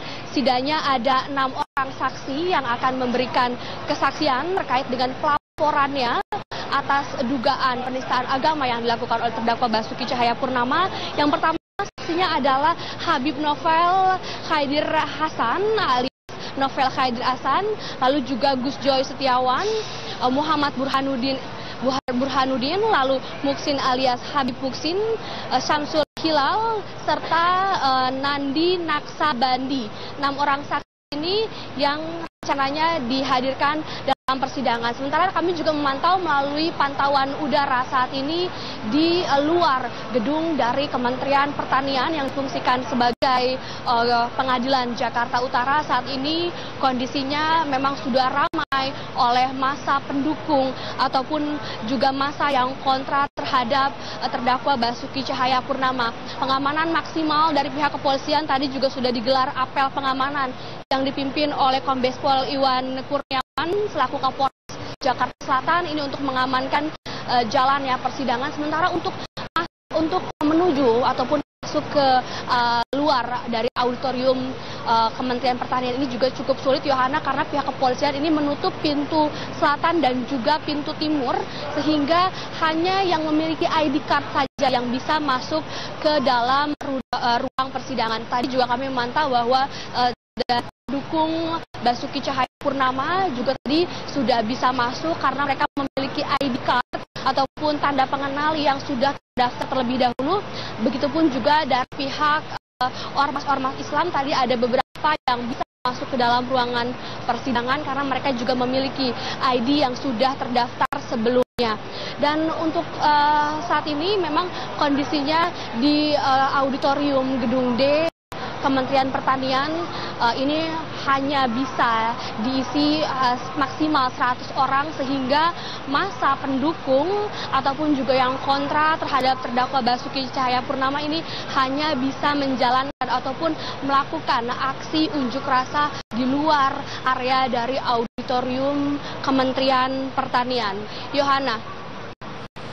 Baik, Aulia Pane, nanti kita akan kembali bergabung bersama Anda untuk melihat pantauan update terkini informasi dari sana. Terima kasih Aulia dari Gedung Kementerian Pertanian Pasar Minggu Jakarta Selatan. Dan pemirsa, dalam kasus dugaan penodaan agama, Basuki Cahayapurnama atau Ahok didakwa dengan 2 pasal yang disebut dakwaan alternatif. Berikut penjelasan pakar hukum pidana Asep Iwan Iriawan. Kita bahas soal pasal yang dikenakan 156A dengan atau atau 156 itu kan disebut dakwaan alternatif. Betul. Itu maksudnya apa? Nah, jadi dikenal macam-macam dakwaan. Ada bacaan tunggal, misalkan pencurian aja. Ada bacaan alternatif, entah pembunuhan atau pembunuhan berencana atau pembunuhan biasa atau lain-lain banyak lah gitu. Atau juga kumulatif bergabungan. Nah, kalau ini alternatif, ya ada juga yang kombinasi dan sebagainya. Ada kurang lebih 5 jenis dakwaan. Yang 4 ada bagi 5. Tapi oke lah itu dalam praktek. Nah, sekarang alternatif. Jadi pilih salah satu. Kalau nggak terbukti ini, mungkin yang terbukti ini. Atau makanya menggunakan atau ya. Atau juga dan. Kalau dan itu kumulatif. Jadi kalau nanti, apakah nanti terbukti 156A dulu? Kalau 156 terbukti ya itulah digunakan. Tidak boleh dua-duanya. Atau juga salah satu mungkin juga 156. Dan kalau hakim menyatakan 156A ya itu 156A. Tidak mungkin menggunakan 2 pasal terhadap dakwaan alternatif. Jadi tidak mungkin orang penipuan dan penggelapan. Pasti salah satu gitu kan. Kenapa harus dibuat 2 seperti itu kalau ada alternatif. Sekali lagi, itu memang dalam praktek jaksa bisa menggunakan itu. Karena mungkin jaksa tidak yakin. Mungkin 156A, mungkin 156. Nah itu jadi bisa itu jaksa boleh menggunakan itu dalam praktek. Tapi kalau sejak awal jaksa yakin, satu, dakwaannya tunggal. Contohnya misalkan kasus Jessica kan, satu, pembunuhan berencana. Dia kunci karena yakin itu jaksanya. Dalam perkara ini jaksa masih menggunakan mungkin 156A atau 156, tapi dakwaan harus digunakan pasal yang lebih berat dulu, baru yang lebih ringan. Ya pemirsa, sidang kasus dugaan penodaan agama yang dilakukan Ahok telah berjalan mulai 13 Desember 2016 lalu. Hari ini adalah sidang keempat yang dijalani Basuki Cahayapurnama. 13 Desember 2016, sidang pertama digelar dengan agenda pembacaan dakwaan dan pembacaan eksepsi Ahok. Sidang kedua berlanjut pada 20 Desember 2016 dengan agenda jawaban jaksa terhadap eksepsi Ahok. Dan selanjutnya juga pada 27 Desember 2016 sidang ketiga kasus dugaan penodaan agama digelar dengan agenda pembacaan putusan sela. Hasilnya majelis hakim menolak eksepsi atau nota keberatan Ahok.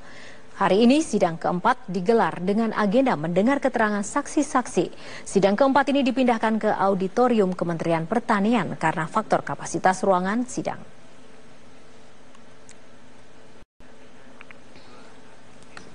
Ya Bung Elman, ini perjalanan kasus Ahok ini begitu panjang dan tadi kita juga melihat ada pakar hukum pidana Asep Iwan Iriawan juga menyatakan ada pasal-pasal alternatif. Artinya tadi seperti yang disampaikan Bung Elman, kebenaran material pada akhirnya nanti yang akan berbicara. Sebenarnya untuk kasus Ahok ini sulit tidak untuk kemudian kita mencapai kebenaran material dari kedua belah pihak pembuktiannya? Karena melibatkan rasa dan merasa itu tadi. Ya sebetulnya itu akan mudah pembuktian itu kalau memang dakwaannya jelas, kan begitu kan. Sebetulnya kalau dakwaan itu jelas pasti mudah. Ya disinilah sebetulnya kita harapkan nanti ya kemampuan jaksa untuk segera memperjelas, gitu. Dan nanti makanya dia akan dibantu oleh saksi kan gitu kan. Saksi yang akan memberatkan kan, saksi yang akan mendukung dakwaan ini. Nah seperti yang katakan Kang Asep tadi ya memang jaksa tidak mau juga kehilangan momentum kan, maka dia karena mungkin kalau pasal ini tidak bisa dibuktikan, dia masuk lagi pasal yang lain kan gitu kan. Kalau dari awal dia firm misalnya dakwaannya begini dan dia pastikan ini, pasti dia akan datang dengan satu pasal dakwaan kan gitu kan. Tapi dia akan datang dengan alternatif kan gitu kan. Artinya sebenarnya adakah unsur dipaksakan juga dalam kasus Ahok ini? Iya. Pasti kita tidak akan mau mengatakan dipaksakan atau tidak dipaksakan. Ini kan lagi-lagi ini kan soal rasa kan. Mungkin juga yang merasakan ini dipaksakan. Tetapi ada juga yang merasakan ini bukan dipaksakan. Jadi ini soal rasa. Jadi menurut saya maka itu saya lebih condong kita tunggulah persidangan ini. Maka itu kita dorong supaya jaksa mampu membuktikan dakwaannya dan nanti terdakwa akan mampu juga membuktikan bahwa dakwaan itu tidak benar. Hakim yang akan memutuskan. Ya, Bung Elman, kita lihat bersama ini sidang sudah dimulai tadi tepat pukul 9 dan ini adalah gambaran suasana yang terekam oleh kamera tim liputan kami. Dapat Anda lihat tim dari Ahok maupun juga jaksa penuntut umum dan juga majelis hakim memasuki ruang sidang dan kemudian memimpin jalannya sidang kali ini. Dan memang dari kondisi di dalam ruang sidang dapat dilihat penuh sesak begitu ya, karena kapasitasnya tadi sudah disampaikan ada sekitar 80 orang saja yang diperkenankan untuk dapat memantau dan mengikuti jalannya sidang dari dalam ruangan ini. Dan kita lihat dulu ini pemirsa bagaimana suasana di sana.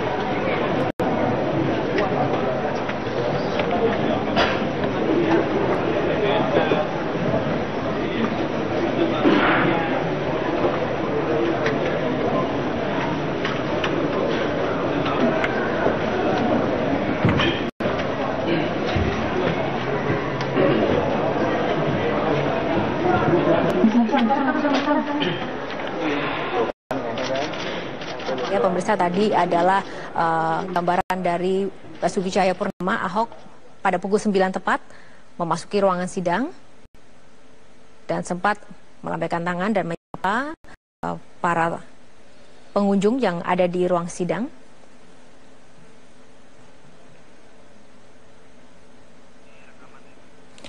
Dan ini adalah rekaman yang kami ambil dari dalam ruang sidang oleh tim liputan kami yang ada di gedung Kementerian Pertanian.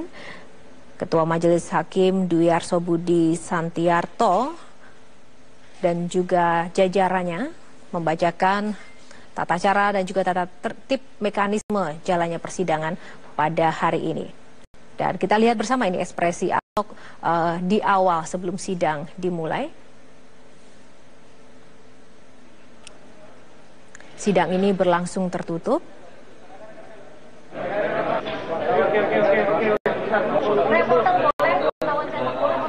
Dan hanya sebagian dari media saja yang diperkenankan untuk mengambil gambar di ruang sidang ini.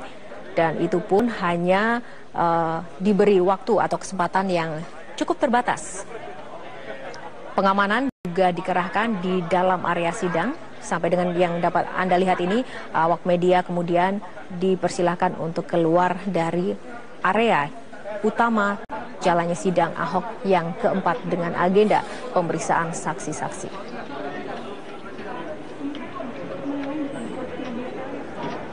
Dan pemirsa, sekali lagi gambar ini adalah gambar yang kami ambil rekaman beberapa saat yang lalu sebelum sidang dimulai. Suasana di dalam area gedung Kementerian Pertanian, tepatnya di auditorium, lokasi di mana sidang Ahok ini digelar.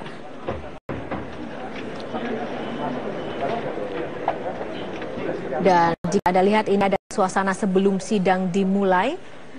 Dan kami hanya mendapat kesempatan untuk mengambil gambar sebelum sidang dimulai sampai dengan terdakwa Basuki Cahayapurnama tiba di dalam area gedung. Dan dapat Anda lihat bagaimana sempitnya ruangan, memang tidak mencukupi dengan kapasitas massa yang semuanya, hampir semua ingin masuk ke dalam ruangan. Tapi karena keterbatasan ruangan dan demi keamanan juga hanya dibatasi sekitar 80 orang saja, kurang lebih begitu, yang boleh ruangan ini dengan berbagai macam pemeriksaan yang sudah disiagakan sebelumnya oleh aparat keamanan untuk menjaga ketertiban dan juga keamanan lancarnya sidang yang berlangsung pada pagi ini. Dan sidang keempat Ahok ini berlangsung secara tertutup. Dan kita kembali mencoba menghubungi reporter Aulia Pane yang sudah ada di sana untuk memantau bagaimana update terkini. Aulia Pane, apakah sudah ada informasi bagaimana jalannya sidang yang sedang berlangsung di sana, Aulia? Ya, Yohana, berdasarkan informasi memang sidang atas terdakwa Basuki Cahayapurnama alias Ahok dengan dugaan penistaan agama ini baru saja dimulai, dan majelis hakim, ketua majelis hakim ini sudah mulai masuk ke area persidangan. Majelis hakim, yakni ketua majelis hakim Dwi Arso Budi Santiarto ini sudah masuk ke persidangan. Dan suasana persidangan ini terlihat bahwa kondisinya memang cukup padat karena auditorium gedung D di Kementerian Pertanian ini hanya menampung sekitar 80 sampai dengan 100 orang saja, sehingga dibatasi hanya untuk yang memiliki ID card saja yang bisa masuk ke dalam ruang persidangan. Ada proyektor ataupun infokus yang sudah dipersiapkan oleh jaksa penuntut umum, di mana nantinya pihak dari jaksa penuntut umum akan mengklarifikasi kepada sejumlah saksi, kepada 6 saksi yang hadir terkait dengan video Basuki Cahayapurnama saat berada di kawasan Jakarta Utara pada bulan September lalu. 6 orang saksi yang seluruhnya juga sudah hadir dalam persidangan ini juga nantinya akan memberikan masing-masing kesaksian. Mereka adalah para pelapor, yakni salah satunya adalah dari Sekretaris PP Pemuda Muhammadiyah, lalu juga ada Ibnu Baskoro, Gus Joy, Habib Muhsin, dan juga Habib Novel, yang rencananya 6 orang ini akan memberikan kesaksian dalam kasus ataupun dalam sidang terkait dengan dugaan penistaan agama yang dilakukan oleh terdakwa Basuki Cahayapurnama.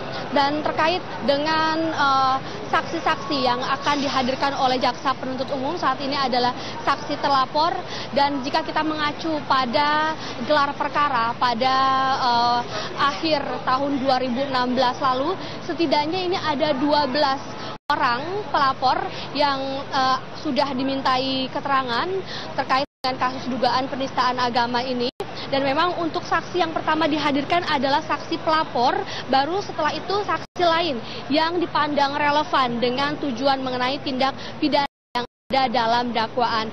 Data yang kami terima setidaknya ada 12 pelapor yang sudah melaporkan ataupun juga sudah diperiksa oleh pihak kepolisian sebelumnya dalam gelar perkara, dan rencananya juga nanti akan dihadirkan dalam agenda persidangan berikutnya. Dan juga ada dari ahli, setidaknya ada 12 ahli yang juga nantinya akan dihadirkan dalam persidangan. Ini kaitannya juga dengan gelar perkara pada akhir tahun 2016 lalu yang dilakukan oleh pihak kepolisian. 12 ahli tersebut diantaranya adalah dari ahli agama Islam. Ada 5 orang dari ahli agama Islam, yakni adalah Yohanar Ilyas, lalu juga Hamdan Rashid, ada juga Profesor Amin, Miftahul Ahyar, dan juga Rizik Sihab. Ini adalah 5 ahli yang sebelumnya juga sudah memberikan keterangan. Dan selanjutnya nanti juga akan dihadirkan adalah ahli dari ahli pidana. Setidaknya ini sudah ada 2 orang ahli pidana yang sudah sempat dihadirkan dalam pemeriksaan di tingkat penyidikan, yakni adalah lalu juga ada ahli bahasa, ada Muhammad Husni Muaz, dan juga Profesor Mahyuni, serta Profesor Edward Omar Sarif, dan juga ahli dari lab forensik Puslapor Mabes Polri yang nanti akan dihadirkan dalam persidangan. Yohana. Baik, terima kasih Aulia Pani. Nanti kita masih akan memantau kembali bagaimana update terbaru dari sana jalannya sidang keempat Ahok kali ini. Terima kasih Aulia telah melaporkan. Dan Bung El selama menjadi seorang jurnalis senior dari dulu sampai dengan saat ini begitu, pernah menghadapi kondisi atau suasana sidang-sidang seperti ini tidak? Iya. Bagaimana kita mungkin sebagai jurnalis harus menghadapi kondisi seperti itu? Ya, tetap kalau wartawan tetap saya harapkan tetap memegang asas kepatutan gitu ya. Jadi walaupun mendengar, didengar, tapi kita juga harus melihat patut nggak kalau ini disiarkan. Kenapa? Karena kita tidak hanya untuk sebuah kebenaran untuk kebenaran gitu ya.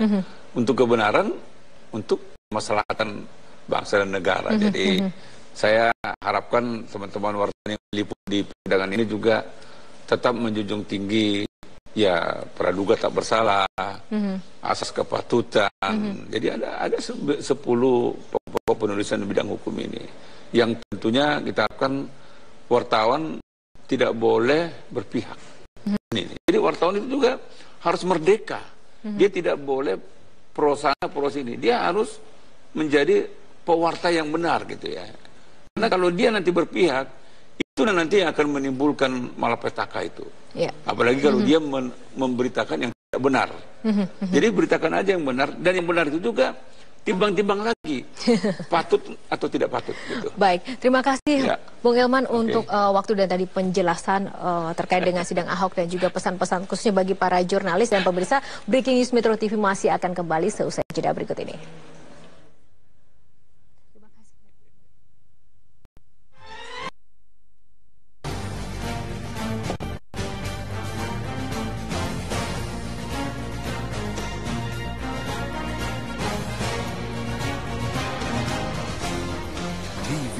Memang beda. Lapor, yaitu saksi yang melaporkan Basuki Cahayapurnama atas dugaan penodaan agama. Dan ini adalah para pendukung dari terdakwa yang sedang menjalani persidangan. Sementara tadi kita sudah sempat melihat bagaimana mereka yang mendukung dakwaan juga hadir di depan gedung auditorium Pengadilan Negeri Jakarta Pusat. Sidang dilakukan satu kali setiap pekan, yaitu hari Selasa. Ini sudah ditentukan sejak sidang pertama. Mungkin Pak Asep Anda bisa menggambarkan mengapa sidang dilakukan 1 pekan sekali? Bukan sidang ini maksud saya, tapi biasanya persidangan itu dilakukan 1 kali 1 pekan. Ya, karena ada surat edaran Menteri Kehakiman waktu kita masih 2 atap, dan dari surat edaran Mahkamah Agung paling lambat hakim mengundurkan sidang 1 minggu. Ya, tapi tidak ada salahnya kalau hakim misalkan 2 hari, 3 hari. Tapi bayangkan kalau perkara banyak kayak Jakarta nggak mungkin. Dan ini kebiasaan, konvensi kebiasaan di pandangan hakim mundur sidangnya memang seminggu. Misalkan kalau Selasa jatuhnya ke Selasa lagi. Kecuali kalau Selasanya nanti misalkan jatuhnya pada hari libur, ya biasanya Rabu atau sebelumnya. Jadi kalau misalkan sekarang harus dari Selasa ke Selasa, mungkin menjadwalkan kesepakatan. Hakim tuh punya kalender, dia punya agenda tersendiri, mungkin kesepakatan mereka ya udahlah setiap jadwal kosong kami kosongkan perkara lain Selasa, mungkin biasanya gitu. Kalau saya menentukan seperti dulu saya ngadil perkara-perkara besar, ya udah dikenakan majelis Rebo, udah hari Rebo aja kosong, ya udah kita sidang hari Rebo, misalkan hari lain kita untuk tidak sidang perkara lain. Jadi sekali lagi usul itu, saya pikir di Mahkamah Agung pun zaman Bang Arman Hakim Agung juga sama. Jadi ketika ketua majelis misalkan musyawarah dan ucapan ditentukan harinya di mana ketua majelis atau majelisnya siap sama-sama. Jadi biasanya kesepakatan hari itu ditentukan bersama-sama. Oke, kalau jaksa sendiri memang samakah sambil mengurusi kasus-kasus lain bersamaan juga atau bagaimana? Jaksa pada saat menjalani sidang seperti ini, kita tahu bahwa sidang ini mengambil perhatian yang begitu besar, tapi kembali menjalaninya setiap pekan. Mungkin Pak Arman bisa menggambarkan pada saat jaksa ini menyiapkan setiap pekannya, apakah juga sambil menjalani kasus-kasus lainnya juga? Ya, yang menentukan persidangan kan hakim. Ya. Jadi jaksa itu harus menyesuaikan jadwal dia. Tapi gambarannya maksud saya pada saat jaksa menangani kasus seperti ini, apakah biasanya diberikan kekhususan karena menangani kasus yang ya dengan sorotan besar seperti ini? Apakah secara khusus ada 13 jaksa di sini akan mengurusi ini saja atau mereka sambil mengerjakan yang lain? Timnya sudah dibentuk, jadi supaya ada kontinuitas. Dan secara itu khusus bukan masalah waktu saja, masalah penguasaan teknisnya harus, kalau berganti-ganti terus kan repot. Jadi secara khusus akan menangani untuk kasus ini ya. Baik, kita akan jeda. Jalannya persidangan sedang berlangsung di dalam ruangan auditorium dari Kementerian Pertanian. Nanti kita akan juga mendengarkan bagaimana laporan dari rekan-rekan kami yang mengikuti jalannya sidang di dalam ruang sidang auditorium Kementerian Pertanian. Saya mau berterima kasih kepada Pak Abdul Rahman Saleh sudah hadir, seorang mantan Jaksa Agung sudah hadir. Terima kasih banyak Pak Arman sudah hadir dalam program kami pada pagi hari ini. Kita akan lanjutkan bersama Pak Asep dalam Breaking News. Kami jeda sebentar dan akan segera kembali. Berada di dalam ruang sidang. Ini yang Anda lihat adalah suasana di luar ruang sidang di depan auditorium Kementerian Pertanian, di mana massa di sini hanya bisa ditampung di jalanan di depan ruang auditorium untuk bisa mengikuti jalannya sidang, walaupun tidak ada sarana yang disiapkan secara khusus bagi mereka yang berada di luar ruangan auditorium untuk mengikuti jalannya sidang. Yang kita saksikan saat ini adalah suasana di dalam ruang sidang saat sidang akan dibuka pada pukul 9 pagi waktu Indonesia Barat tadi. Seluruh majelis hakim, jaksa, penuntut umum maupun dari tim kuasa hukum Ahok sudah ada di dalam ruang sidang dan sudah tiba di gedung auditorium ini sekitar pukul 8 pagi tadi. Sudah kita lihat bagaimana seluruh mereka yang berperkara sudah ada di auditorium. Ini adalah momen sebelum akhirnya kamera wartawan ini baru saja dipersilahkan untuk mengambil gambar. Namun saat sidang akan dimulai, hakim mempersilahkan untuk kamera-kamera wartawan ini untuk keluar dari ruang sidang agar sidang bisa dimulai. Memang sesuai dengan apa yang sudah disebutkan atau sudah ditentukan oleh hakim ketua atau ketua majelis hakim bahwa sidang di tahap pembuktian tidak disiarkan secara langsung oleh televisi, namun tetap dinyatakan terbuka untuk diliput oleh wartawan dan seluruh bagian sidang tentu saja bisa diliput oleh wartawan yang berada di lokasi.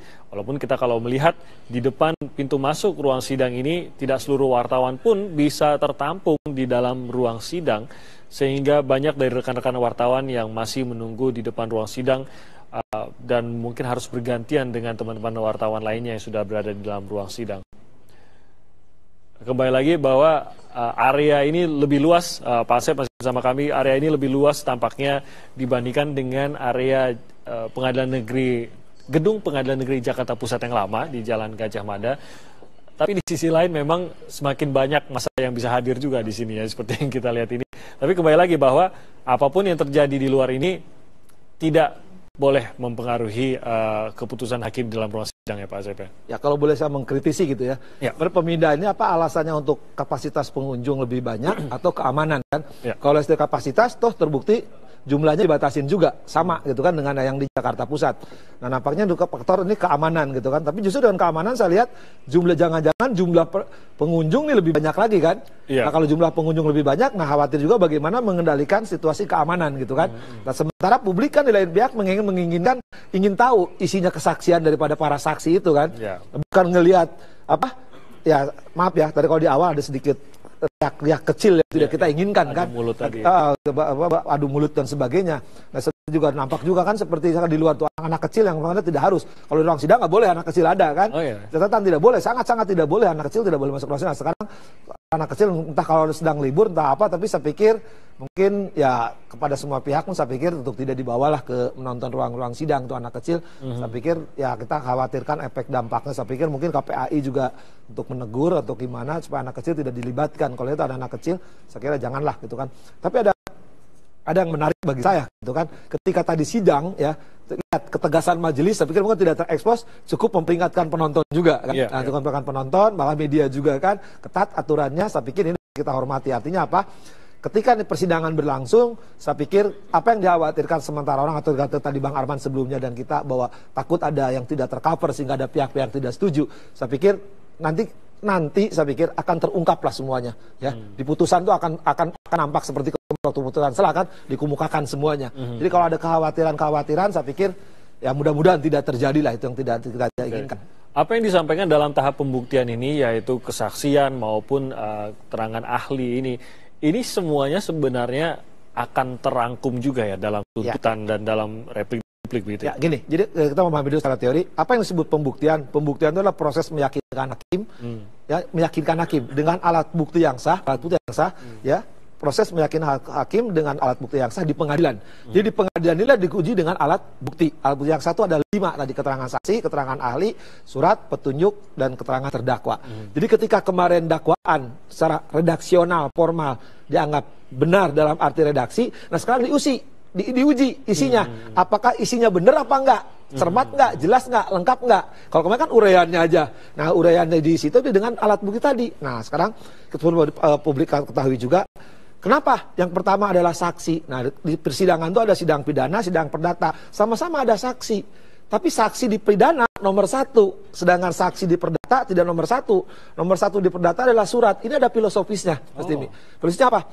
Gini, paling sederhananya gini. Kalau di mata kuliah hukum pembuktian, yang kebetulan nih ketua majelisnya ngajar. Ya, pembuktian yang pertama kenapa saksi? Karena setiap perkara pidana itu dilihat, didengar, dialami. Artinya apa? Dalam perkara pidana itu harus orang dia melihat, dia mendengar, mengalami. Kalau nggak dia mendengar, dia tidak mengalami, tidak melihat, itu bukan saksi namanya.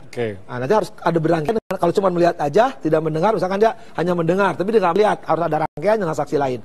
Mengapa di perdata bukan yang pertama adalah saksi tapi surat?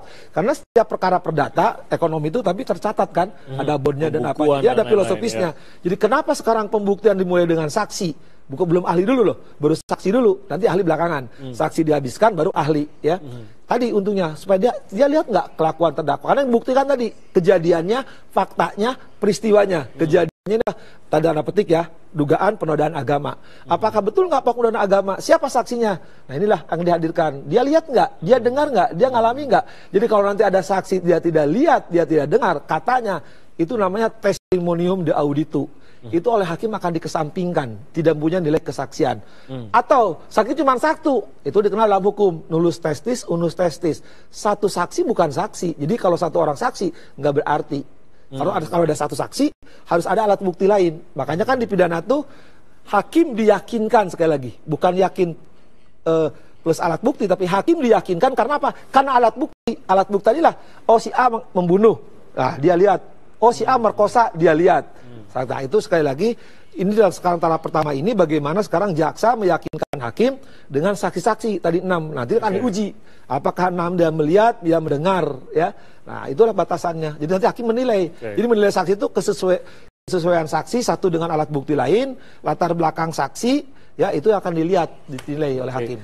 Jadi kalau dalam peristiwa kejadian seperti itu tadi, apakah dia membunuh, apakah dia mencuri dan hal seperti itu kan perbuatannya cukup jelas tuh, ada perbuatan yang jelasnya seperti mengambil hal seperti itu atau ya menikam, dan itu kan cukup jelas. Kalau ini kan cukup unik karena perkataan begitu ya. Jadi kejadiannya itu sederhana, yaitu mengatakan. Nah, tapi yang lebih berat di sini adalah apa yang dikatakan gitu kan jadinya. Betul, maksudnya. Jadi masyarakat kadang suka tadi kan, ini sudah hati-hati.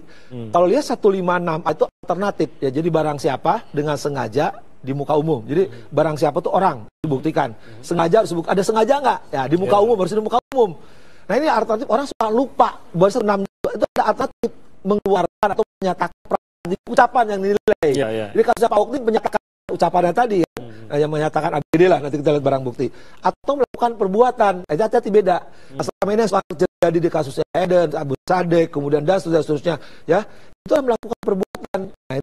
Nah, sekali lagi ya ini beda. Bahwa pun berbeda, melakukan permusuhan. Nah permusuhan sebenarnya agama lu A, agama gua B, agama lu mah begini-gini nih. Nah itu permusuhan. Atau dia agamanya A disalahgunakan. Nah, jadi permusuhan, menyalahgunakan, tidak penodaan. Nah, menodai itu merendahkan. Ya, orang sekali kan istilahnya penistaan yang tidak ada kalimat itu. Nah, ini yang harus dibuktikan. Ya, sekali lagi, unsur-unsur itulah yang nanti oleh jaksa dibuktikan bahwa Pak Ahok, misalkan tadi menemui unsur barang siapa jelas Pak Ahok, misalkan dipertanggungjawabkan enggak. Nah, bisa aja dia daluarsa, bisa aja misalkan dia bahwa dia tidak ada hal meniadakan hukuman, misalkan dia sakit dan sebagainya tuh nggak bisa, sakit jiwa misalkan, tapi kan jelas Pak Ahok orang normal gitu kan. Nah kemudian juga tadi di muka umum harus dibuktikan pernyataannya. Kemudian tadi dengan sengaja enggak, nah itu yang penting di pasal mana kesengajaan itu yang harus dibuktikan ada pada alat bukti tadi yang harus meyakinkan hakim. Jadi 3 kata tadi pilih. Yang pertama menyatakan perasaan atau melakukan perbuatan. Hati-hati. Selama ini orang-orang termasuk maaf dengan segala hormat kepada para pengamat hukum, para ahli hukum, suka menyamaran ini penodaan agama. Hati-hati. Penodaan agamanya dengan menyatakan ucapan tadi atau perbuatan. Di bawah juga hati-hati karena ada permusuhan, ada penyalahgunaan, ada penodaan. Dan bedain lagi kalau 156A itu bukan penghinaan. Permusuhan, kebencian, dan merendahkan martabat. Dan merendahkan suku golongan itu hati-hati. Jadi bukan penghinaan 156. Penghinaan di 310 ini perlu dikelirkan karena 156 itu harus aslinya lihat bahasa Belandanya. Ya, kalau orang masih bahasa Belanda suka ikut-ikutan terjemahan yang salah, nanti artinya akan salah. Ya seperti sekarang kalau lihat kemarin di Kompas ini kan merubah Hollywood dan sebagainya itu artinya lain kan. Itu juga hati-hati, jangan sampai nanti akibatnya akan salah. Nah, ini sekali lagi unsur-unsur inilah yang harus dibuktikan oleh JPU. Sebaliknya, penasihat hukum pun akan menyangka bahwa ini tidak benar dengan saksi maupun dengan ahli. Spesifik sekali. Oh iya, harus hati-hati. Hukum itu harus hati-hati. Bahasa itu kan terminologi harus tepat. Kalau terminologi salah, akibatnya akan salah. Misalkan gini, kita beritakan, misalkan tadi, mohon maaf, tersangka, terdakwa, terpidana. Padahal ini masih terdakwa, belum terpidana. Itu juga hati-hati. Upaya hukum, ada banding, ada kasasi. Nah orang nanti seperti kemarin kan, tidak puas, nanti banding. Oh belum tentu. Ya, kalau misalkan itu kalau nanti misalkan dihukum ya pasti banding terdakwanya. Tapi kalau dibebaskan pasti terdakwa tidak banding. Yang malah JPU akan kasasi. Gitu kan. Oke, dan itu mengenai perbuatan, perkataan itu sesuatu yang tadi sangat beda. Sangat beda. Atau di situ menggunakan. Bisa dicontohkan misalkan tadi berikan contoh seperti Lia Eden. Mengapa dia dianggap berbuat dan bukan dalam perkataan? Pasti kan mungkin ada orang bisa bilang, wah dia membujuk. Ini kan perkataan membujuk, membohongi itu. Tapi dia termasuk berbuat juga. Hati-hati ya. Jadi menyatakan pasal paling gampang ini ya, paling gampang kasusnya Pak Ahok. Ahok kan dalam sambutan itu kan mengeluarkan. Ini menyatakan keluar ucapan, bunyi, vokal kan. Tapi kalau perbuatan, nah yang lainnya kan dia ngaku nabi, ngaku malaikat, ngaku bikin kitab suci, itu perbuatan. Nah tadi juga membujuk udah perbuatan. Nah, membujuk itu perbuatan. Karena kita ada kenal ajaran Delniming, keturutsertaan ya. Jadi ada bahasa hukumnya loker dan sebagainya. Supaya dipahami, dia ikut serta, dia misalkan dia aktor intelektual. Nah itu dengan perbuatan. Dalam pasal 156A ini hati-hati. Jadi menggunakan tadi mengeluarkan atau menyatakan perasaan. Jadi keluarnya dengan perasaan dengan kalimat ya. Atau makanya gunakan atau melakukan perbuatan. Nah, kalau menyatakan perasaan tadi contohnya Pak Ahok, benar salah nanti kita buktikan ya. Ini dalam contoh yang paling gampang. Nah, apakah pernyataan Pak Ahok tadi dengan ucapan tadi peron agama atau tidak, atau mengadakan permusuhan, mungkin juga permusuhan, mungkin juga penyalahgunaan kan, mungkin juga penodaan. Ada 3 kata harus dipilah. Pernyataan itu apakah penyalahgunaan atau penodaan atau permusuhan, hati-hati yang dibuktikan. Nah kalau misalkan perbuatan, gampang misalkan perbuatan permusuhan, jelas saya agamanya A, Mas Timi agamanya B. Ayo lo, perang lo sama gue lo, agama lu salah, agama gue benar. Nah, itu permusuhan. Nah, saya agama A. Misalkan saya harus sholat A, sholatnya 5 waktu sehari. Ya, agama Islam lah, misalkan paling tepatnya. Saya bikin sholatnya jadi 7. Nah, itu menyalahgunakan kan?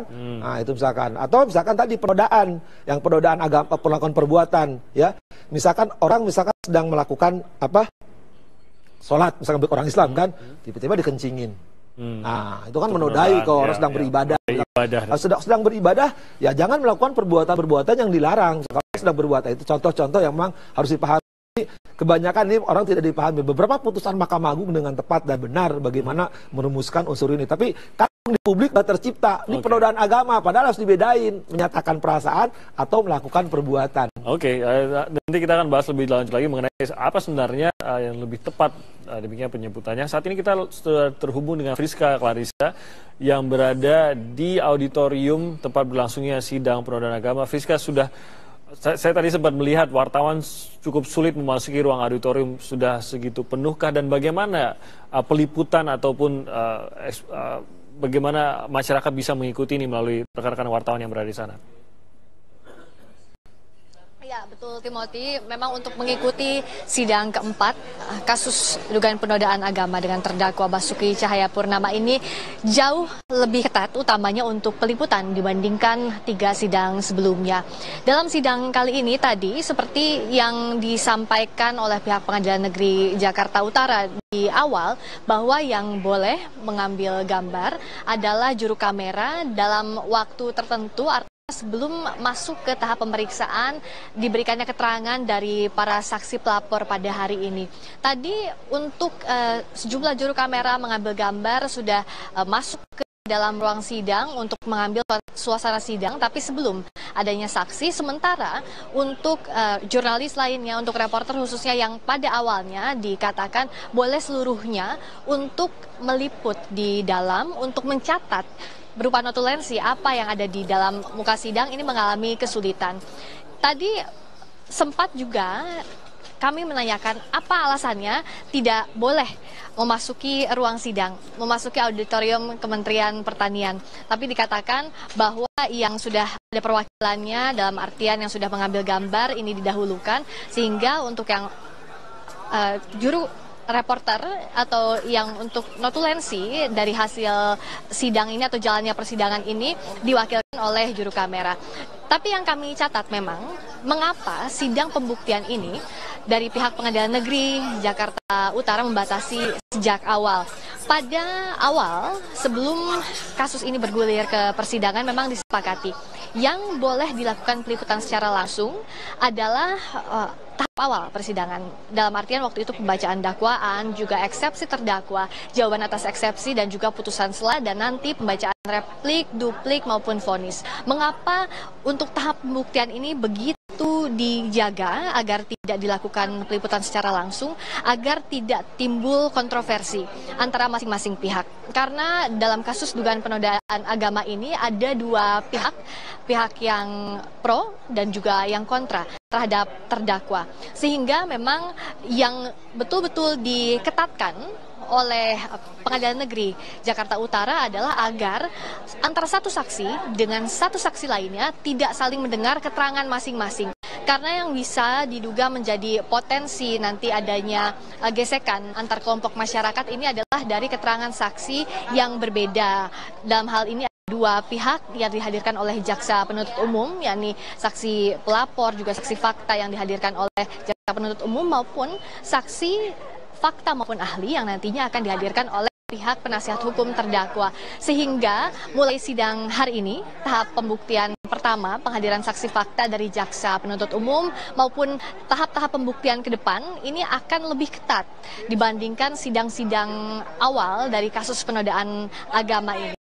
Dan untuk hari ini yang dihadirkan di muka sidang adalah 6 orang saksi sebagai pelapor terhadap terdakwa Basuki Cahayapurnama.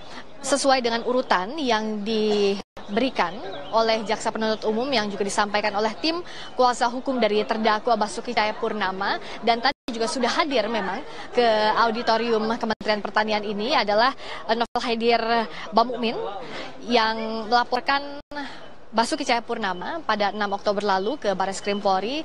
Juga ada Gus Joy Setiawan yang melaporkan Basuki Cahayapurnama pada 7 Oktober lalu juga ke Barreskrim Polri. Serta ada Muhammad Burhanuddin dan juga Muhsin yang sama dengan pelapor kedua pada tanggal dan tempat yang sama. Juga ada Syamsu Hilal ke Ditreskrimum Polda Metro Jaya pada 7 Oktober. Dan yang terakhir, saksi ke-6 yang akan memberikan keterangan di muka sidang adalah Nandi Naksabandi yang melaporkan Ahok pada 10 Oktober lalu. Dari saksi-saksi pelapor ini akan digali keterangan sesuai dengan berita acara pemeriksaan yang sudah disampaikan pada tahap penyidikan. Karenanya tadi juga kami sebelum sidang ini dimulai mewawancarai tim penasihat hukum dari terdakwa Basuki Cahayapurnama soal apa saja yang disiapkan pada sidang pembuktian tahap pertama ini.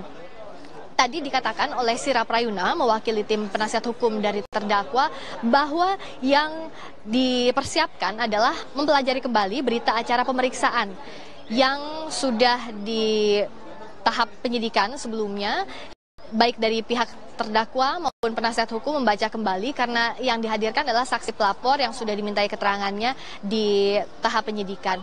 Saksi pelapor ini totalnya dalam kasus dugaan penodaan agama ada 14 laporan yang masuk, tapi yang diperiksa ada 12 saksi pelapor dan 6 diantaranya dimintai keterangan pada hari ini. Selain saksi-saksi pelapor ini juga nantinya akan dihadirkan saksi fakta, juga ahli dari pihak Jaksa Penuntut Umum. Tapi untuk agenda hari ini terbatas hanya 6 pelapor saja, 6 saksi pelapor yang dihadirkan di muka sidang. Sidang ini berlangsung tepat waktu tadi, pukul 9 waktu Indonesia Barat, dibuka langsung oleh Ketua Majelis Hakim dan disampaikan bahwa dalam agenda sidang ini tetap berlaku secara terbuka, tetapi terbatas seperti yang tadi saya sampaikan di awal untuk peliputan secara langsung. Dan yang hadir di dalam ruang sidang juga kami perhatikan tidak hanya pengunjung umumnya, tapi juga diakomodir dari pihak yang pro maupun kontra terhadap terdakwa. Ada 30 orang dari pihak yang kontra terhadap terdakwa dan ada 28 orang dari pihak yang pro terhadap terdakwa. Mengapa diberikan ruang yang sama bagi kedua belah pihak agar menjaga sama-sama porsinya antara kedua belah pihak maupun juga disediakan untuk masyarakat umum. Berbicara soal kapasitas di dalam ruang sidang, kami melihat memang tidak jauh beda dengan ruang sidang sebelumnya, sekitar 80 orang di dalam, tapi kenapa saat ini dipindahkan ke lokasi ini? Karena memang tempatnya yang jauh lebih luas untuk area luarnya sehingga bisa memberikan ruang bagi massa yang tidak dapat masuk ke area auditorium Kementerian Pertanian ini untuk berada di luar ruang sidang. Penjagaan juga tidak kalah ketatnya dengan yang ada di dalam auditorium Kementerian Pertanian ini. Tadi setiap perwakilan yang masuk berasal dari massa masing-masing pendukung ini diperiksa melalui beberapa tahap. Yang pertama di bagian luar dari ruang atau dari gedung Kementerian Pertanian, dan yang kedua juga melalui metal detector sebelum memasuki ruangan utama sidang di auditorium Kementerian Pertanian. Ini dilakukan karena antisipasi pengamanan juga diperketat oleh pihak aparat kepolisian untuk menjaga ketertiban dan keamanan selama sidang. Jaraknya memang berdekatan antara pihak yang pro dan yang kontra, tapi ini tetap dijaga oleh aparat kepolisian karena tentu antara satu sama lain membawa pendukung yang sama banyaknya, juga di orasi dari masing-masing pendukung dengan jarak yang begitu dekat, sehingga pengamanan ini yang terus diupayakan oleh pihak tim gabungan di gedung auditorium Kementerian Pertanian ini. Dan kita masih sama-sama menunggu jalannya persidangan karena nanti para saksi ini baru bisa dimintai keterangan setelah selesai memberikan keterangan di muka sidang. Pernyataan-pernyataan ini nanti setiap saksi yang keluar bisa diwawancarai, tapi untuk saat ini memang sidang masih terbatas sehingga yang ada di dalam adalah orang-orang yang terdata saja. Dalam hal ini adalah pihak yang pro dan kontra. atas terdakwa Basuki Cahayapurnama yang masing-masingnya juga sudah dibekali dengan kartu identitas atau ID card. Dan kalau kita juga memantau bagaimana jalannya sidang hari ini, pengamanan tidak hanya berlangsung pada saat sekarang jalannya sidang, tapi bahkan sejak dini hari tadi, dan juga siapapun yang masuk ke sini tidak boleh melebihi pukul 5 waktu Indonesia Barat, karena clear area atau sterilisasi area ini sudah dilakukan agar memang siapapun yang masuk ke gedung auditorium Kementerian Pertanian ini memanglah mereka yang berkepentingan. Bicara soal sidang yang sedang berlangsung hari ini, saudara, ini adalah sidang pertama pembuktian yang menghadirkan saksi-saksi fakta maupun pihak ahli dari masing-masing pihak yang dijadwalkan oleh Pengadilan Negeri Jakarta Utara. Kalau kita melihat juga nantinya sidang ini masih akan berlangsung sampai selesainya pembacaan keterangan atau pemberian keterangan dari, dalam hal ini hari ini ada 6 pelapor dari pihak terdakwa atau 6 saksi yang memberikan laporan terhadap terdakwa Basuki Cahayapurnama. Kita masih sama-sama memantau jalannya sidang dan saya kembalikan dulu ke Anda, Timothy di studio. Baik, terima kasih Friska Clarissa. Friska, mengenai pemeriksaan yang berlangsung selanjutnya, nanti kita akan juga berbicara. Oh ya, Friska masih bersama kami. Apakah sudah ada informasi berapa sebenarnya yang sudah dipersiapkan oleh jaksa penuntut umum maupun dari tim kuasa hukum, saksi maupun ahli yang akan dihadirkan dalam persidangan-persidangan selanjutnya? Untuk daftar saksi, fakta maupun ahli yang akan dihadirkan dalam sidang-sidang selanjutnya ini tidak diumumkan sekaligus di awal sidang, tapi nanti setelah selesai sidang pertama, tahap pembuktian ini akan diumumkan siapa saja yang akan dihadirkan oleh jaksa penuntut umum. Nanti pada sidang berikutnya juga menurut informasi yang kami peroleh masih giliran dari jaksa penuntut umum untuk menghadirkan saksi lainnya. Kalau dalam kasus ini kami mencatat ada total 41 saksi. 41 saksi ini terdiri dari saksi fakta, saksi pelapor, juga ahli dalam kasus dugaan penodaan agama. Nantinya dari 41 saksi ini tentu tidak akan semuanya dihadirkan ke muka sidang, tapi nanti akan dipilih, diprioritaskan mana saja saksi fakta maupun ahli yang bisa mendukung pembuktian dari masing-masing pihak, baik dari jaksa penuntut umum ataupun dari pihak tim kuasa hukum terdakwa. Timothy. Baik, terima kasih Friska Clarissa. Nanti kami nantikan kembali bagaimana laporan Anda dari dalam ruang sidang terhadap jalannya persidangan pada hari ini. Dan kita akan kembali lagi nanti melihat laporan dari rekan-rekan kami yang berada di dalam ruang sidang terhadap jalannya sidang kasus dugaan penodaan agama dengan terdakwa Basuki Cahayapurnama yang saat ini sedang berlangsung. Kami akan segera kembali.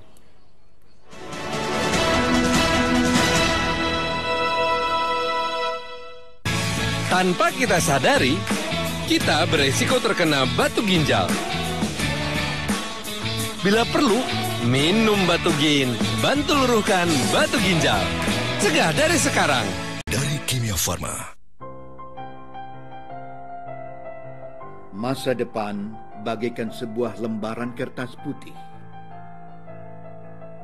Kita bisa membiarkannya tetap kosong tanpa arti, atau kita bisa memilih untuk mengisinya